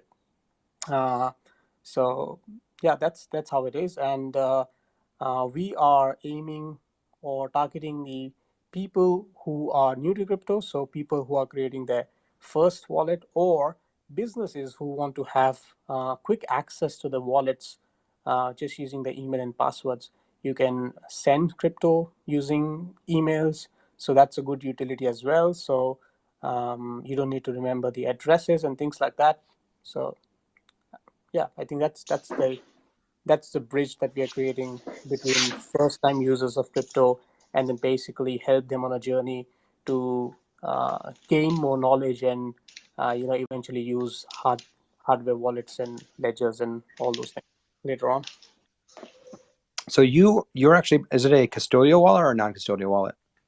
So it is, in a way, it is like a password manager. So we provide um, a capability of securing the keys on a centralized solution. So it's a bit tricky from a legal and compliance point of view. So we are a non-custodial wallet as such, but we provide an interface to securely store the keys in a centralized solution. Do you have any interest in having your users interact with dApps? Yes, and that's what I was discussing earlier in the APAC chat, and was pondering over this weekend. So we are working on a solution in PayScript which would allow users to basically sign the transactions through the PayScript wallet. And a good example of that from the Ethereum world is Fortmatic. And you can see that wallet on every Ethereum dApp, and that's a centralized solution, in a way centralized solution as well, because um, the keys get securely stored on a third party system. So yeah, absolutely, we would love to have PayScript as a wallet which is used for transaction signing, and a point of entry to dApps. So we have recently submitted, I think, 4 different ARCs that describe how you would have to actually build your wallet interface to be able to sign transactions with Reach applications. But we've recently generalize the process so that the end user can decide which wallet they're going to use rather than the developer themselves. So that if you want to actually follow that, you would all of your users would automatically be able to use their current wallet without having to transfer to a new one. Okay, that's cool. I'll look into it. If you can send the link in the chat, I think it will be useful to the group as well. Sounds good. Nadeem, what you're talking about must be the YouTube crew. I apologize. The YouTube crew, I've been ignoring some of their chats. It's just been scrolling by too fast. But I got a bunch of questions here, and one of them is: so where are you located currently? Where is this accessible now? What kind of regulation issues do you run into? And then somebody saw on the website, they're already scoping out your website. 0.5% fees. Can you elaborate on the fee structure and how that works? Yep. So significantly less than Visa and MasterCard. yeah, so we are based out of Australia. We are regulated in Australia, and we operate as a crypto exchange in technical terms as a digital currency exchange service provider in Australia. And the fees are for when you swap the currencies. Let's say you swap from Algorand to Bitcoin or USDCA. That's when we charge fees. But if you're just collecting crypto payments, we don't charge any fees. And by the way, the swap feature is not live yet. So right now you can just collect crypto payments. Correct me if I'm wrong. There's a fee because it's more expensive to transfer fiat into crypto, and crypto, like if you swap it, it's more expensive than just a 0.001 algo transfer. Yeah, so correct? the network fee still stands. So if you accept algo payments or you transfer algo payments between wallets on Paystrip, then you would still have to incur the transaction fee, the blockchain network fee, but we don't charge any fee on top of that. And the fee for swapping is just a business model. It's like if you are swapping, if you're doing an on-ramp from fiat to algo or off-ramp from algo to fiat, we just charge a fee on that. That's more to do with a business model rather than tech. Yeah, it's just a taker fee, essentially. Yeah. So people in Australia would be able to buy algo on Paystrip as well in about 4 weeks, and we are also supporting USDCA. So basically USDC on Algorand, and I'm very excited about that because the fees on USDC Ethereum is killing everyone. So I think the merchants would love to see USDC on Algorand and start accepting that as payments.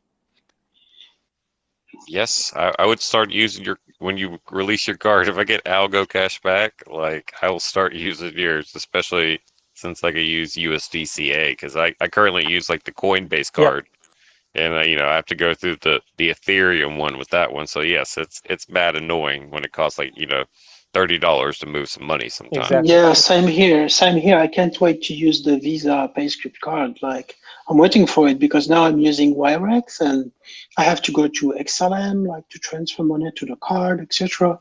I can't wait to have the Visa Algo cashback. That's an incredible solution, I think. So Nadeem, will Yep. your card be built with Visa or MasterCard or Discover or in some other company?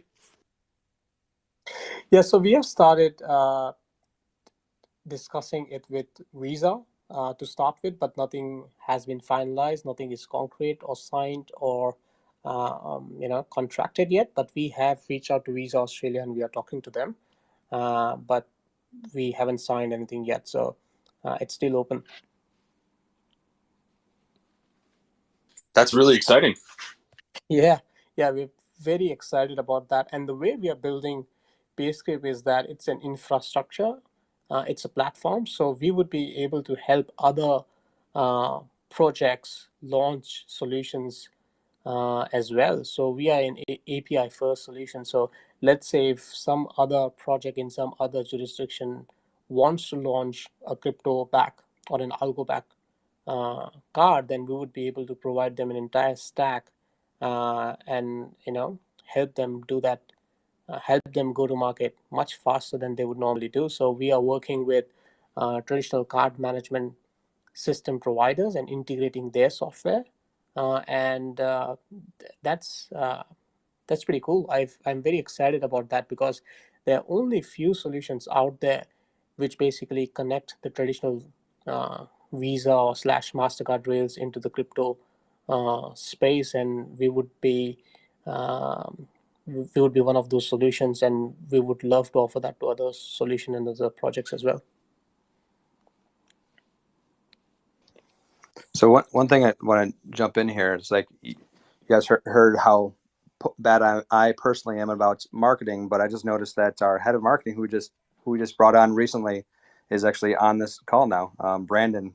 So make sure you welcome him well, and I'm sure he's going to make a big push and get the Reach name everywhere. So just saw him jump on here. Great. Hi, Brandon. Welcome. You're invited to speak. Like you are here at home, my friend. Yeah, welcome, Welcome, man. Brandon.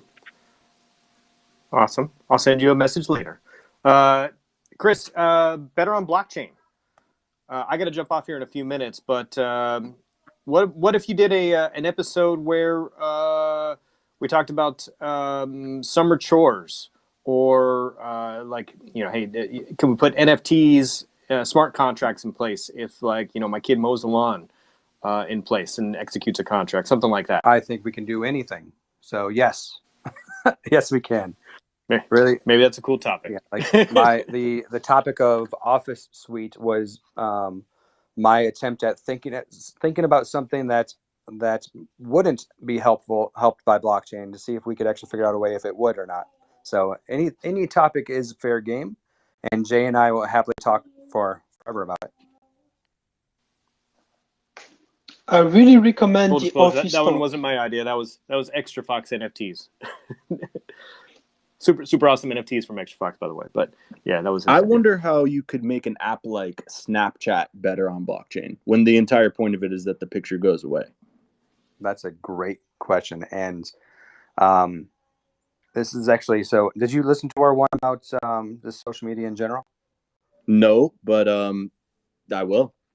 So I think episode 2 was social media, and we do hit on the aspect of that exactly, and that is a problem. Being able, because the whole point of blockchain is that's transparent, and if you're doing things in a way that is like, you know, you no longer have access to it, it's really no longer a blockchain problem anymore. So it's actually like a hybrid solution. But yeah, watch that episode. We hit on things. If you want me to dig deeper into it, I'll be happy to. All right, cool. I'll go watch that. I'll just interject where there's a pause. I appreciate the welcome. I've been listening in for a little bit now, and I've really enjoyed this conversation. And also, yes, send us ideas on better on blockchain, because we're having a lot of fun with that whole platform and conversation. And I think Chris and Jay do a really fun job of doing that. Thank you, Brandon. That's yeah, we need to get reach everywhere. Like this is how we're gonna really achieve the potential of Algorand, and in a secure way, as Ibu stated before, to bring security and the masses into Algorand. That's the only way. Yep, cool. And I just We want we couldn't agree more. And so anything we can do to get it out, get the word out through you guys, through others, we're going to be doing. We want to shout it loud and proud from the rooftops and get word out, because to your point, that's how we're going to get it to grow and again take